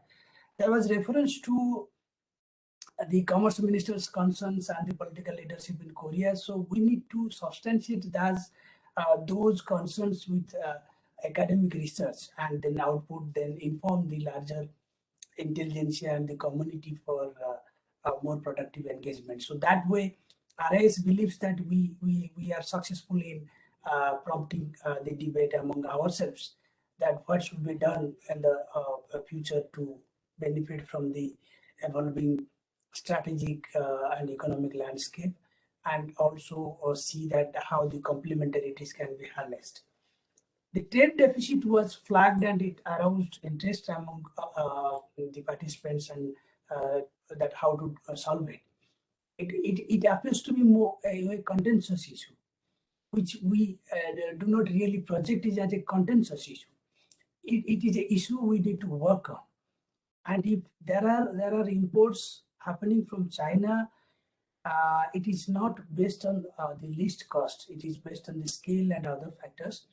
And if there is any relocation happening, Korea would be the immediate beneficiary of that. So that's our observation, but we need to work on it. So how to make the India-Korea economic relations sustainable and more meaningful from the perspective of the larger global configurations happening, like Professor Kim mentioned about Indo-Pacific, BIMSTEC, trilateral highway. That's the context we need to build up, rather than coming down to too much of bilateral context and then dominating the relations to that extent only. And then a couple of just last point, the new sectors like digital economy, services, MSME focus, it needs more work. So this 2+2 dialogue can be scaled up. It should be done in a meticulous way. In the subsequent series, we can think of coming up with some papers or something as outcome documents. And the political leadership should be educated and informed about the outcome of this dialogue. So this is the message from RIS. We thank ICWA for considering us as a partner in this dialogue. Thank you so much. Thank you, Dr. Das. Now I request DG ICWA to make her concluding remarks. We've had a very productive meeting, and I want to thank all participants, all speakers, for having taken deep interest and have come up with several ideas. My takeaway is that the understanding among the discussants was that India-ROK special strategic partnership is a very important milestone relationship, but yet it is work in progress. So we need to keep looking at how to deliver on this very special partnership. Second is that we need a stronger strategic pillar and stronger strategic understanding. I'm sure that we can continue to work on that. There was mention that we need to have more frank discussions on China. On ICWA part, I can say that we are more than willing to include it as a part of our discussion at the next dialogue that we would have. But what is also apparent is that ROK is looking at strategic diversification. That was the word used in the dialogue. And India is looking at a rule-based order across the region. And this itself is a convergence. So we need to see how we can build on this convergence. And maybe a starting point could be a practical way in looking at something like maritime security, our discussions around maritime security. And then we can look at stepping up the defense and security engagements. This also is something we need to bring into the fold of our discussions. The third point which came up was trilateral and trilateral cooperation, India, Korea, and a third country partner. That came across very strongly. I think we can look at that. That was the suggestion, whether it's be in Oceania, whether it be in the Pacific Islands, or whether it is in the ASEAN region, Mekong region. I think that is something that does deserve some consideration by the think tanks. Then there was the emphasis on new areas, and those included space, cutting-edge technology, artificial intelligence, and most importantly, to address the issues relating to a very strong and reliable supply chain network in which India and Korea do partner. The fourth aspect was relating to building a sustainable economic partnership. On that, there have been detailed discussion, and we need to see how that can be taken forward, where we take into account each other's concerns and sensitivities. There is the fact that brand Korea is very well known in India, and really ROK needs to see how they can build and get more brands into India. I mean, today Samsung, LG, Hyundai are all here. So that is a brand that Korea needs to build. And lastly, we also took into account the fact that there needs to be greater visibility about the two countries. Work is underway, but we probably need to see how we can further add more layers to it. So this was what I felt was the broad areas which were discussed, and on part of ICWA, these were the areas. In conclusion, ICWA, along with RIS, would put together a report of today's deliberations, and then we can discuss between our institutions how to take it forward. So that is what we will do in the next 2 to 3 weeks. We will come up with that outcome. And in the meanwhile, I thank everybody. And of course, pandemic had not made it possible for us to have a physical meeting, but hopefully the next meeting will be physical. And once again, thank you to everybody until the next round of discussions. Thank you so much. Thank you, madam. With that, we are coming to the end of the first India-Korea 2+2 dialogue. I also take this opportunity to thank the leaders of the four institutions and the coordinators, Dr. Kim from the Kiev, Dr. Cho from KNDA, and Dr. Das from RIS for putting this together. And I also take the opportunity to thank the chairs and the speakers who have accepted our invitation and delivered their remarks and to contributing to this discussion. I will also take this opportunity to thank the two embassies and the participation of the ambassadors, and also take this opportunity to thank DDG ICWA, Deputy Secretary ICWA, and the research faculty led by Dr. Nivedita Ray. Thank you very much, and thank you all for joining. Thank you.